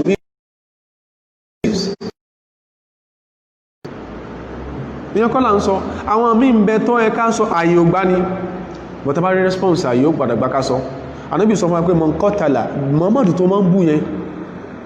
àbí tí Macron wòran tí ìlú ẹ̀fẹ́ fẹ́ dàrú Muhammad yẹn man qatala mu'ahidan ẹ ń bá pa ìjíọ̀ Christian Ànábì ní lam yurih aw lam yaruh ra'ihatal jannati mùsùlùmí yóò ní gbóòrùn àlìjánà ẹ bá pa a Jew or a Christian mùsùlùmí yẹn o kò ní gbóòrùn àlìjánà sánàbí wà lè hate Jews and Christians kó máa sọ tí ń sọ yìí mùsùlùmí yẹn ò ní gbóòrùn àlìjánà torí ìdí eléyìí ajma'a fuqaha'ul Islam gbogbo àwọn àfọ́ mímọ̀ ní Islam náà panupọ̀ ẹ̀lẹ̀ anakọ́tìlá zimi yìí pé téèyàn bá pa Jew or Christian kabiratun min kaba'ir al-muharramat ẹ̀ṣẹ̀ ńlá ni is one of the grave sins gbogbo lè lo gbọ́rí ó dẹ̀ lè gbọ́ Arabic language is just a language that you can acquire just as you've acquired French. Wọ́n ti jẹ́ ó yí ọ pé demonic language ni. Òun náà ló fi affect scholarship wẹ. Ó lè gbọ́ bá sẹ́ńsọ́ olè máa kà. Èdè ni. Alágbòsí ara ẹ̀dẹ̀ rí tó bá dé Lebanon, tó dé Lebanon, tó dé Syria, wọ́n interpreter kiri. Àwọn tán wá sẹ́ndì pásùn sí ọ láti Lebanon, Jordan, wọ́n mọ̀ wẹ́n tó bọ́ interpret yẹ. Wọ́n sì pè ọ́ professor, wọ́n sì pè ọ́ lómìnir láìmọ̀kan ní ọ́. Ìmọ̀ tí èèyàn bá mọ̀ tó bá cut across cultures, several cultural contours, èdè kan kọ́ ló fi mọ̀. Èdè kan, àwọn kan nílùú yìí, ibi tán hate anything Arabic, kí má sọ pé anything Islamic dé.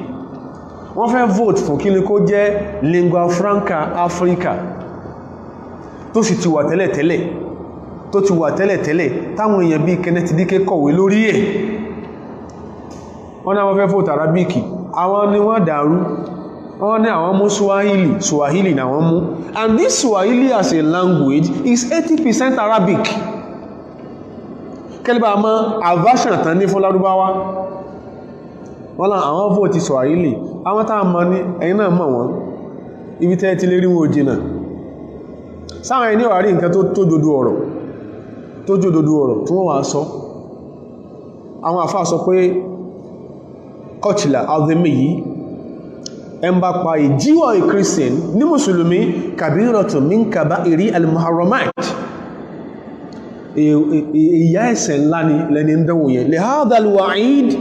fil hadith, látara kí ni látara ìkìlọ̀ tán bí sọ́nà àdísì pé ń bá pa jíwọ̀ Christian yóò ṣòfò wọ Jahannama ni bá bí ṣe sọ́nù ní Yorùbá ẹ̀.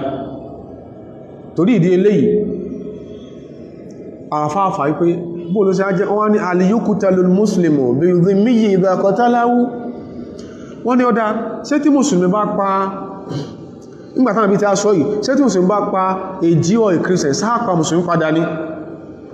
kó lè bá máa in tó jẹ́ justice nínú Islam, in the Islamic Sharia code tó ìfẹ́ gbọ́. Zahaba jumhurul fuqaha'i, èyí tó pọ̀jù náà àfáàwà, wa minhum ash-Shafi'i wa Ahmadu.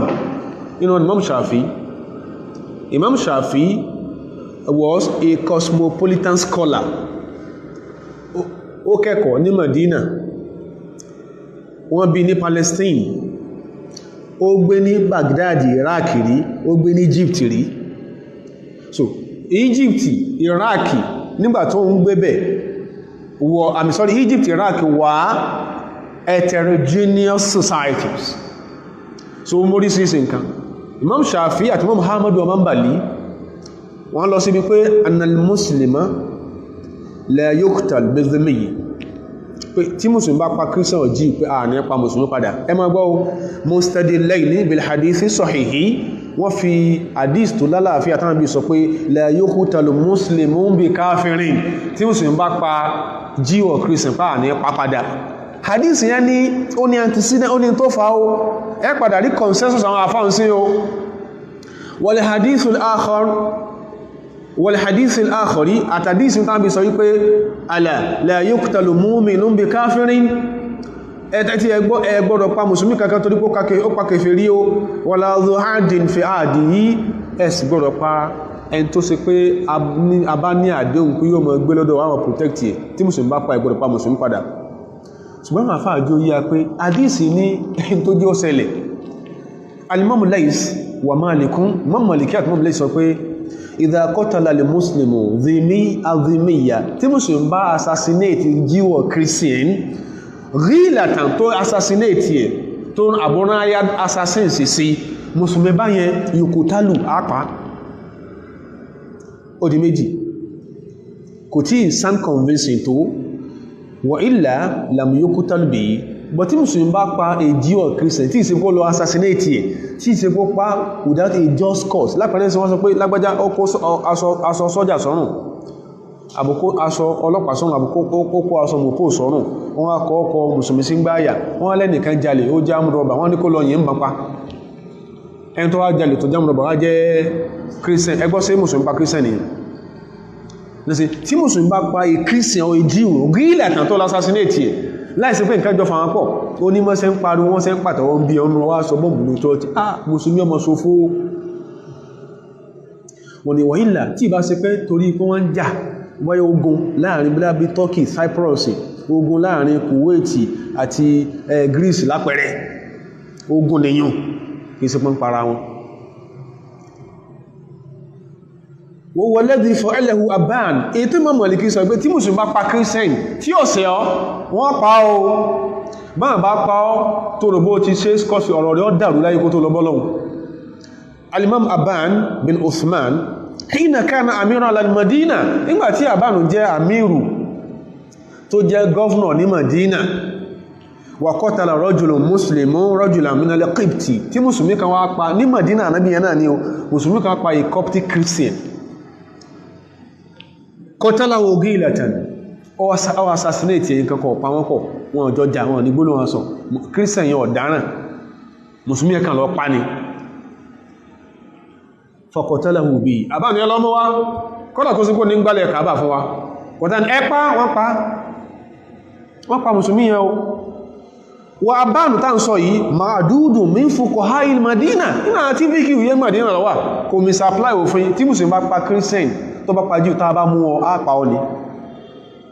ìtí Islam sọ ní kẹrẹ protection gbogbo táwọn sọ ìta orúkalẹ̀ ní ìsìn gbogbo sí ń bẹ nínú tàrí ó ní ẹgbọ̀n rẹ̀ but àwọn nǹkan tí ń kà yẹn ẹ̀yìn ó lè kà because he can read Arabic wọ́n náà lọ́kọ́ ṣe bọ́n sọ French wọ́n sọ Spanish àbí ó sọ German sí bàbá rẹ̀ lọ́n sọ ń lé oyin ṣe bọ́n lọ́kọ́ ni wọ́n náà lọ́kọ́ in tí yàn bá fẹ́ wò mo fẹ́ mọ jókà kìíní yìí mo ìfẹ́ kán máa fi nǹkan rú mi lójú nípa kìíní yìí mo fẹ́ mọ̀ bẹ́yàn bá kọ́ Latin kò di Catholic náà ó kọ́ manufahima lugata qawmin ẹn bá ti gbé di àwọn èèyàn kan ó ṣe é lò láàrin manufahima lugata qawmin ẹn bá ti gbé di àwọn èèyàn kan amina makrahum ó ti là kó ń bí ète wọn kí náà ń sọ ìyẹn lẹ́sẹ̀ rí pé tí ẹ bá jókòó tẹ́ ń sọ Yorùbá tọmọ Ìgbò bá dé nígbàtí ọgbọ́ Yorùbá yóò sọ pé ń fi Yorùbá bú òun bẹ́bá pé mẹ́rin márùn tẹ́yìn mẹ́ta ń sa Hausa tẹ́nìkan jẹ́ Yorùbá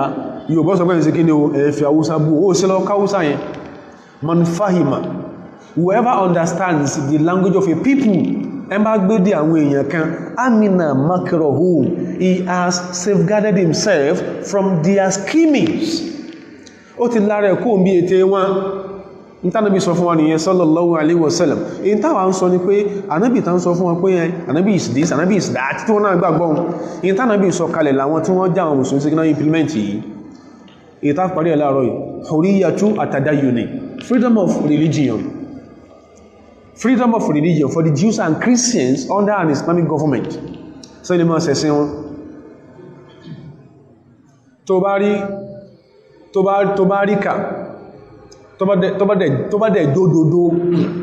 ipé there are a number of Kuwaiti Arabs who are Christians tó bá rí ká tó bá dódódó èyàn strange in Islam kò kí n ṣe pé it is a triumph for Jesus Christ ìyẹn kọ́ torí pàrà Kuwaiti èso lórí ibú ni hurriyatu at-tadayyun àwọn tí wọ́n kó lọ sí Saudi Arabia ní American soldiers ní Dammam àti láwọn yìí tó máa ń pọ̀ sí yẹn sáwọn tó jẹ́ àwọn American soldiers inú military bases wọn kí n fellowship sáwọn ọlọ́pàá Saudi lọ yìí mọ́mọ́ wọn bẹ̀rẹ̀ ṣe mọ́gọ̀rọ̀ ọgbà ló mọ́ gbọ́pàá àyàn kírun wọ́n sáá sí ní Palestine ní Jerusalem táwọn ó sì lọ yìí mọ́pàá gbogbo wọn pápá àti mọ́mà àtẹ́ tó ń kírun ẹ̀sìn wọn alábòsí ọjọ́ fòdí ilẹ̀ ẹ̀sìn wọn alábòsí àwọn alábòsí àwọn olóńdayérú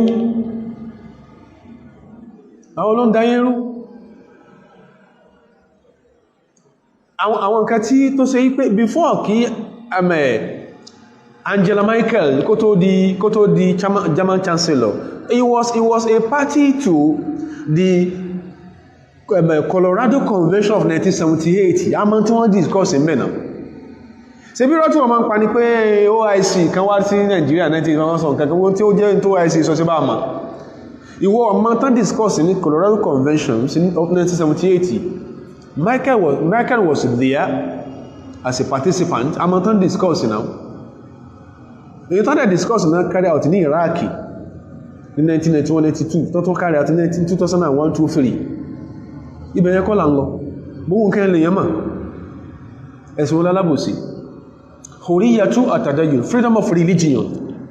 So wà for Jews and Christians. Ó ń bẹ fún wọn. Níbo under an Islamic government. Ó ń bẹ fún wọn. Islam máa ń sọ inú tó máa ń sọ haqqul hurriyyah, the right to freedom. Islam máa ń sọ wa hadhihi al-hurriyyat, àkọ́kọ́ right to freedom tó máa ń sọ fún Jews and Christians tí Islam máa ń sọ ó ní hurriyatu al-i'tiqadi wa ta'abbudi, freedom of worship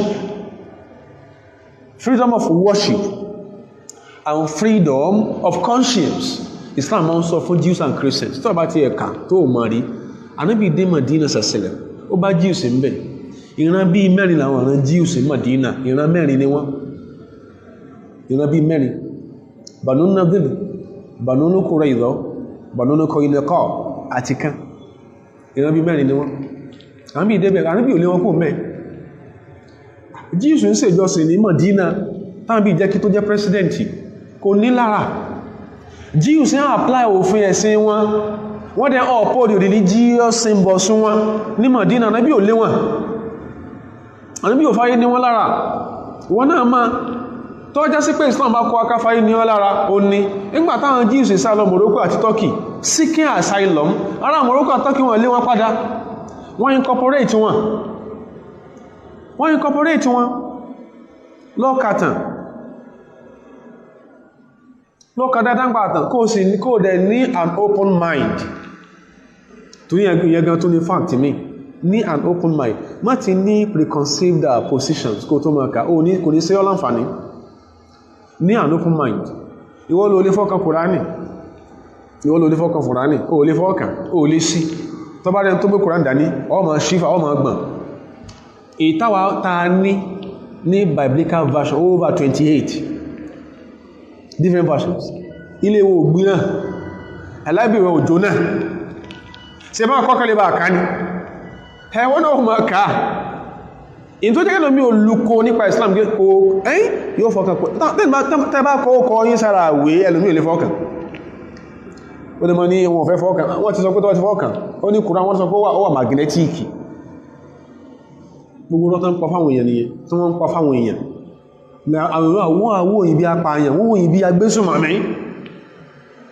Islam sọ pé òun fún wọn ní hurriyatu al-i'tiqad, freedom of conscience, wa ta'abbudi, freedom of worship. Falikulli dhi dinin, nínú Islamu gbogbo tó wá ti jẹ́sìn rẹ̀, dinuhu wa mazhabuhu, wọ́n ma ṣẹ̀ṣẹ̀ rẹ̀. Falikulli dhi dinin dinuhu wa mazhabuhu, ó ń kálukú ma ṣẹ̀ṣẹ̀ rẹ̀. Tabasọ tán fojú Mùsùlùmí rí ní corporate world ní Nàìjíríà ń bí ìwọ́n ara rẹ̀ ní lè gbé táwọn kan tí wọ́n ń forúkọ ẹ̀sìn wọn dáná tó ti pọ̀pọ̀lọpọ̀ àwọn ẹlẹ́sìn wọn ní wọn mọ̀kàn dáná yẹn. wọ́n ẹ̀sìn tó ń ṣe ọ̀kan wala yujbaru ala tarkihi la ghayrihi, wọ́n gbọ́dọ̀ fọ́ọ̀sì ẹnìkankan ní Jew or Christian kó fẹ̀sìn ẹlẹ́kọ̀ọ́ wá gba Islam. Wala yudghatu alayhi, wọ́n gbọ́dọ̀ subject ayé ẹ̀ to deprivation tó ní pé kò gbẹ̀sìn ẹlẹ́sìn. Wọ́n gbọ́dọ̀ ṣe bẹ́ẹ̀ fún Jew or Christian li yatahawwala minhu ila al-Islam kó lè bá fẹ́. Gbọ́dọ̀ ṣe bẹ́ẹ̀ fún Jew or Christian. There is a verse in the Quran, on kalukula man koti àti Muslim nínú wa àti Christians nínú wa, there shall be no compulsion in religion, àbí la ikraha fi din, kò gbọ́dọ̀ sí ìfitipámúni ṣẹ̀sìn. Kùránì gbé wá, ó sì máa ń kò tí yẹn, so màtà tó gbé wá. The verse was revealed in defense of the Jews in Medina. Àwọn Jew Medina lọ́lọ́run fi verse yẹn defend. Kí ló bí ní pé àyà yẹn gẹ́gẹ́ ni pé la ikraha fi din, kò gbọ́dọ̀ sí ìfitipámúni ṣẹ̀sìn. Qad tabayyana rushdu minal ghayy, torí pé in tó jọ́nà àmọ́ kálukú náà fojú rí. And Onama is as crystal clear as the sky, ọ̀nà wọn is as crystal clear as the sky. Ó ń kálukú báyìí ó yàtọ̀ sí àánú. Kánàbí tó dé Madina sallallahu alaihi wasallam, àwọn Jews ti dé Madina as far back as the 2nd century of the Christian era. Náà ti dé Madina, wọ́n lọ ọbẹ̀ seeking asylum. Ogun ló lé wọn lọ ọbẹ̀. Wọ́n ń bọ̀ from Akkadian dynasty ní Iraq, Mesopotamia, wọ́n wá sí Damascus. Ìgbà tán fogun lé wọn kó Damascus, the first batch inú wọn wá sí Yemen. Wọ́n wá sí Damascus, wọ́n tún fogun lé wọn, nínú ogun tán fi lé wọn ní tí Emperor Titus fi lé wọn. Wọ́n kúrò ńbẹ̀ wá sí Yemen, from Yemen down to Yathriba, Madina. Wọ́n ti wà ńbẹ̀ as far back as the 2nd century. Náà ti ń sayé wọn. Ìgbà tán débẹ̀, àwọn ìdílé tó sì fáwọn náà fọ́nra wọn, àwọn ará Madina, House àti Khazraj, migrated to Madina from Yemen. Sheba tí Bible sọ, gbìnà ti lọ Madina. Àwọn House àti Khazraj ń jọ náà lọ́hùn ẹlẹ́bọ ni wọ́n. Ṣùgbọ́n rí àwọn Jews wọ́n sí ń ṣe ìjọsìn, ó wà appealing sí wọn. Pé at least àwọn ilé wá láti kí ni o, Jerusalem, ibi táwọn mọ̀ káwọn náà ṣe kí ni o, wọ́n ti sẹ̀mí. Tóbi bá ń wá ọmọ ní Madina tí ò rọmọ bí, yóò lọ synagogue àwọn Jew ipé kánbò ń sàdúà sẹ́mọ̀ kò sàlà wọ́n ń ṣe ẹbọ làwọn ń ṣe tẹ́lẹ̀, pé kí Jew bó ń bẹ lọ́hun tán máa ń pè wọn pé tọ́lọ́ bá ti fóòn lọ́mọ bí, ọmọ tó ń bá bí yẹn òun wá fi dógò sí synagogue, yóò mọ̀ sí jọ́sìn bẹ́ẹ̀, bí wọ́n ṣe fi Mariam náà dógò sí Damascus, Baitul Qudus. Irú àwọn báyẹn lóbìnrin báyẹn ọlọ́mọ ń sábà fún ọlọ́mọ mọ́ ṣe tọrọ. Ìtí Islam sọ nítàn nìyẹn o. Nígbàtá níbi dé Madina sallallahu alaihi wasallam, tí Islam ti dé Madina, àwọn ọmọ ẹ̀ wọ́n ti wá dàgbà, wọ́n ti pọ̀ lọ́kùnrin lóbìnrin, láwọn ọmọ tí wọ́n ti bí túrú covenant báyẹn láàrin ará Madina àtàwọn Jew ní synagogues àwọn Jew. Àwọn tó já àwọn bàbá àwọn ọmọ yẹn tán bá ti ṣaláìsí, ọ̀dọ̀ àwọn kọ̀mpánì àwọn sàábí ànábì àwọn ọmọ yẹn máa ń gbé. Tẹ́pẹ́ ìbárí bó ṣe ń ròyìn ẹ̀ ìwọ̀nà Ọlọ́run. Tó bá tó wá dásìkò táwọn sàbí fẹ́ lọ kírun, wọ́n wá di àwọn ọmọ yẹn dání, wọ́n fẹ́ fọ́sàn lọ mọ́sálásí. Sẹ́yìnpá àwọn yẹn ṣe mùsùlùmí, tó ráwọn tó bí wọn kí ni àwọn bàbá wọn, Jews àwọn bàbá wọn. Wọ́n fẹ́ fọ́sàn àwọn yẹn lọ sí mọ́sálásí, inú Ọlọ́run fi sọ àyà ìkalẹ̀. Ṣé Kùránì tó sọ àyà bá ìkalẹ̀ in defense of the Jews and the Christians? Ṣé Kùránì náà lóòtọ́ ọmọ bú ànábì rẹ̀?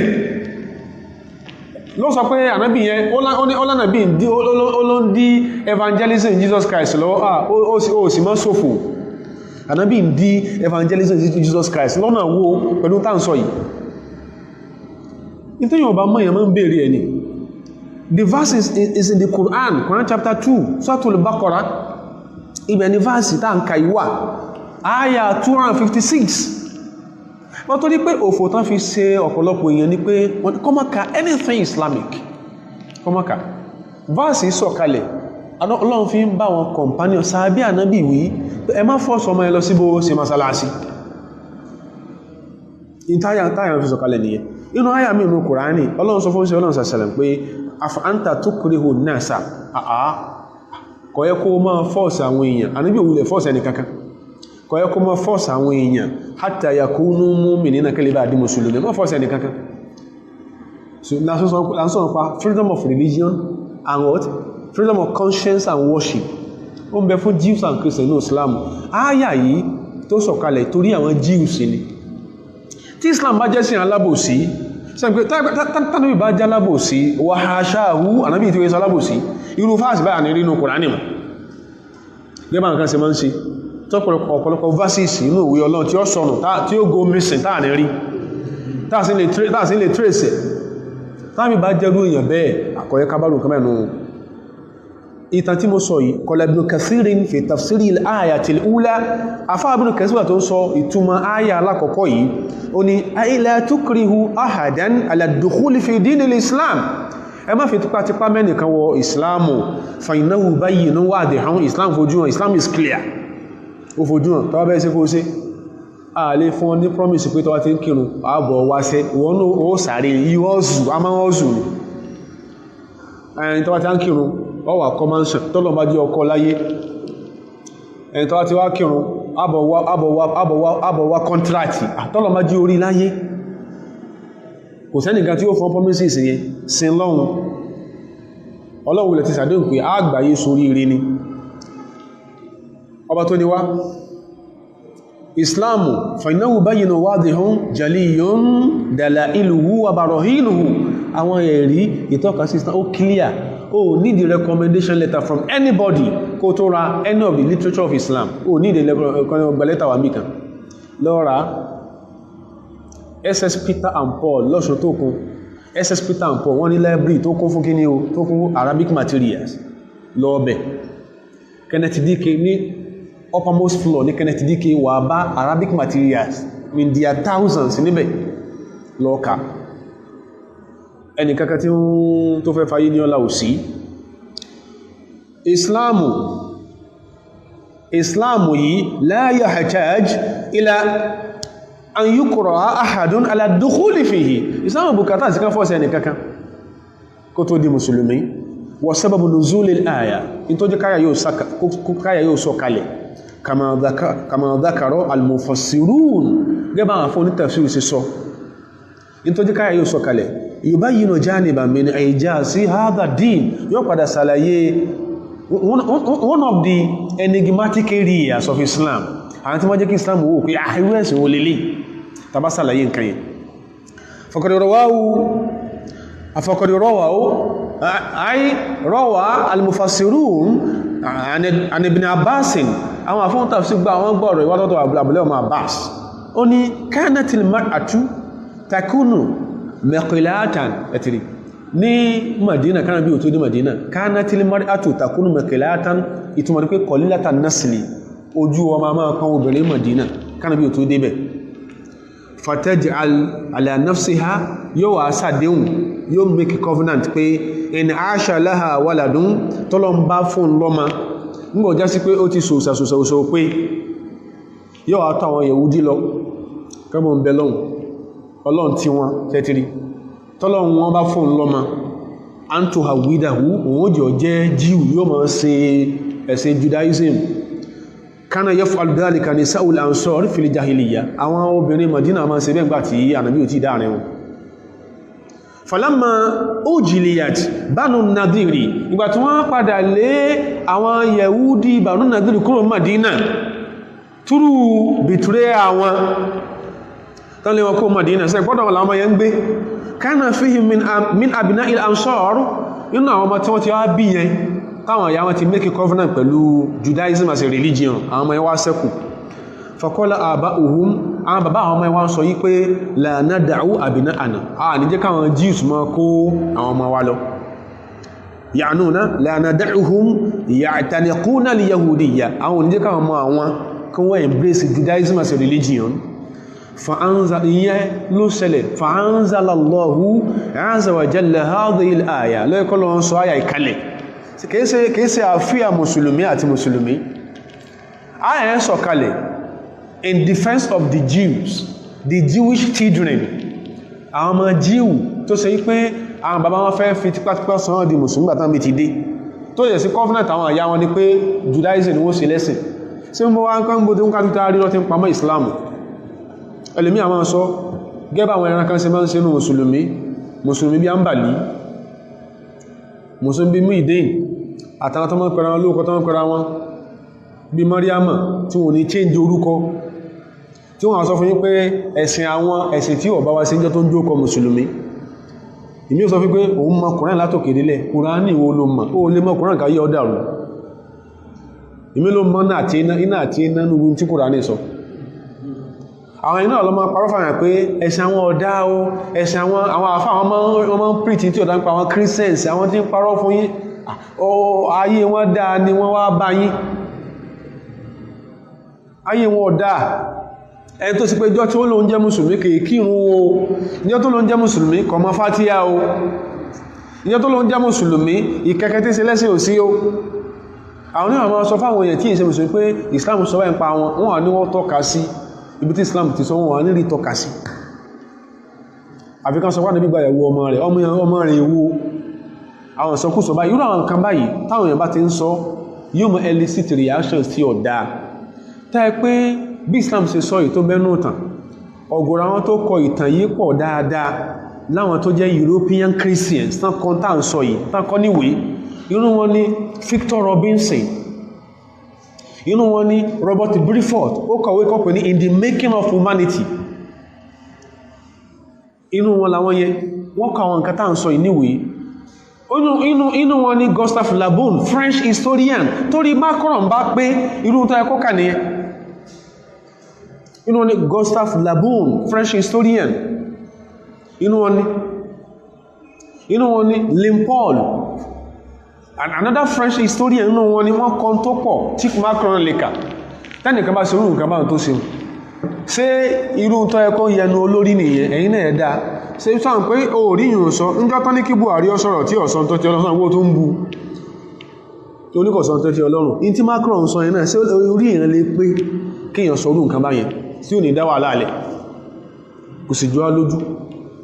àwọn àfáà sọ fún wa pé man fa'ala ma sha'a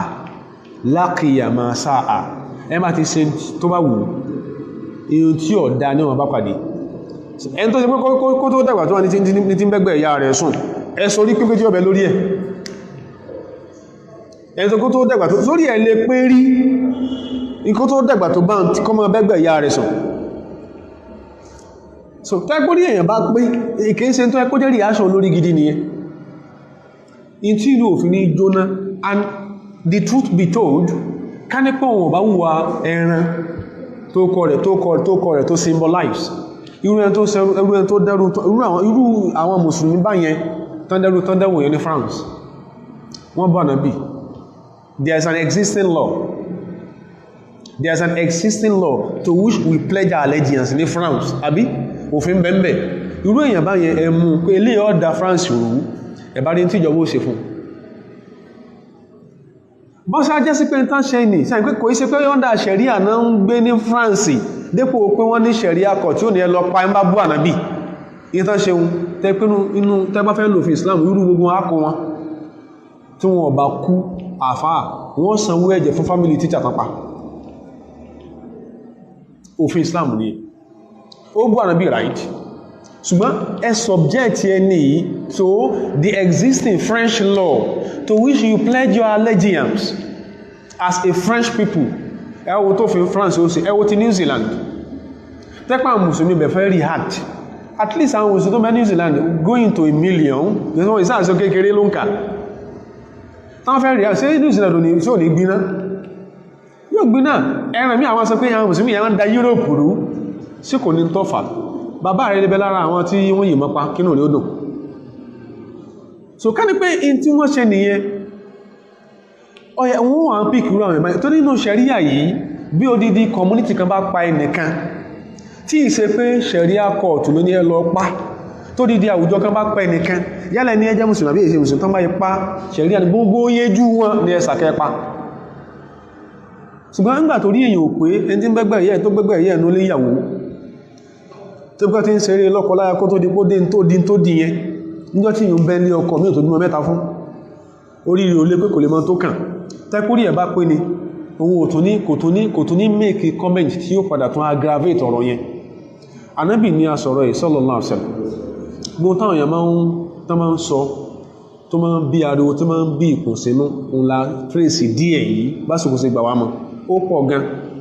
àwọn bí tàṣí lè kà níwé òyìnbó asọ fún wa kọ́mọ́ dàbí pé ta lè sí ó gbé bíbá ṣe légbò asọ fún wa àwọn tó pọ̀ láwọn ìtọ́kasí tẹ́pẹ́tẹ́ bá padà ká bá ṣe kọ́ tó dẹ́ corroborate fact tó mẹ́nu Islam látọ̀ ọgọ́rọ̀ wé táwọn míì tó kọ́ tó ṣe pé ẹ̀kọ́ sáwọn kan tó ń bẹ tó tún irọ́ kọ nínú ayé ìsá against this same Islam against this same prophet ní ó sì wọ́n tó kọ àwábẹ̀ lọ́hun igi àti ìkàn àlàáfíà ní kò fi wá ṣe gbogbo tó ṣe yí pé tíyàn bá dáwọ́lé ẹgbẹgbẹ̀rún èyàn ó padà ṣòfò tíyàn bá ṣe rú ẹ̀ ọlọ́mọjà lè ṣe rú Ọlọ́run gbogbo tíyàn dẹnulé tẹ́gbẹgbẹ̀rún ẹ̀jẹ̀ ó sùn látara pé èyàn bá sọrú ọlọ́mọjà lè sọrú Ọlọ́run wọ́n láwọn lágbára lọ eléyìí is an exposition of facts tẹ́lò ní ọmọ kó lè bá bí Islam yẹn ṣe rí in tí ó ń tó ń play out tó ń gbogbo ìgbà nínú ìtàn Islam táwọn míì máa ń fọwọ́ bò tàbí tó wọ́n fẹ́ sọ tó pódì kejì tí ó ṣe pé èèyàn ẹgbẹ́ wọn tí èsì mùsùlùmí lè dánrú ẹ̀wò làwọn máa kọ against Islam. Ọlọ́run abìọ́ igi ìsinmi ni ó ṣe wá fún ìkẹ́ ọjọ́ tábábára wa, igi ìsinmi ni ó ṣe wá wọ́n lánà ọlọ́run borí ọlọ́run ó rí pọ́rọ̀ yẹn ti kúrò ìkẹ́ sọ̀rọ̀ ìnìná ó ti kúrò ní tí Macron rò tó wá jẹ́ pé in tí wọ́n sáà sọ ni pé kọ́yẹ wọ́n ṣe lè react nítorí kan bú ànábì kan tán bú bàbá rẹ̀ tẹ́pẹ̀ bàbá rẹ̀ ló jìbìtì tí bàbá rẹ̀ sì so jìbìtì ọyẹ kọmọ jubilé kó ní káwọn kọrin fún ọkọ̀ ọmọ jósì bọ̀ tó ní ṣe pẹ̀lú ẹ̀sìn ó ní ṣe pẹ̀lú ayé àwọn èèyàn ó ní ṣe pẹ̀lú àlìkàmọ́ àwọn èèyàn ó tọ́ṣe ibì kankan nínú ẹ̀mí wọn in tó bá wà symbolic of that religion ẹn tí orí ẹ̀ bá pé tí ó fẹ́ sánkó wàhálà sáwùjọ tó bára ẹ̀ tí ó fẹ́ sánkó wàhálà fáwọn èèyàn rẹ̀ kò gbọdọ̀ desecrate Islam kọ́ wa níyẹn oun dẹ̀ láka jáde fún wa ọlọ́run dákun gbà lẹ́sìn lọ́wọ́ wa wọ́lánà ọláwòrẹ́ ọlọ́run lágbára ọlọ́run subhana rabbika rabbil izzati amma yasifun wa salamun ala al-mursalin walhamdulillahi rabbil alamin sallu ala nabiyil karim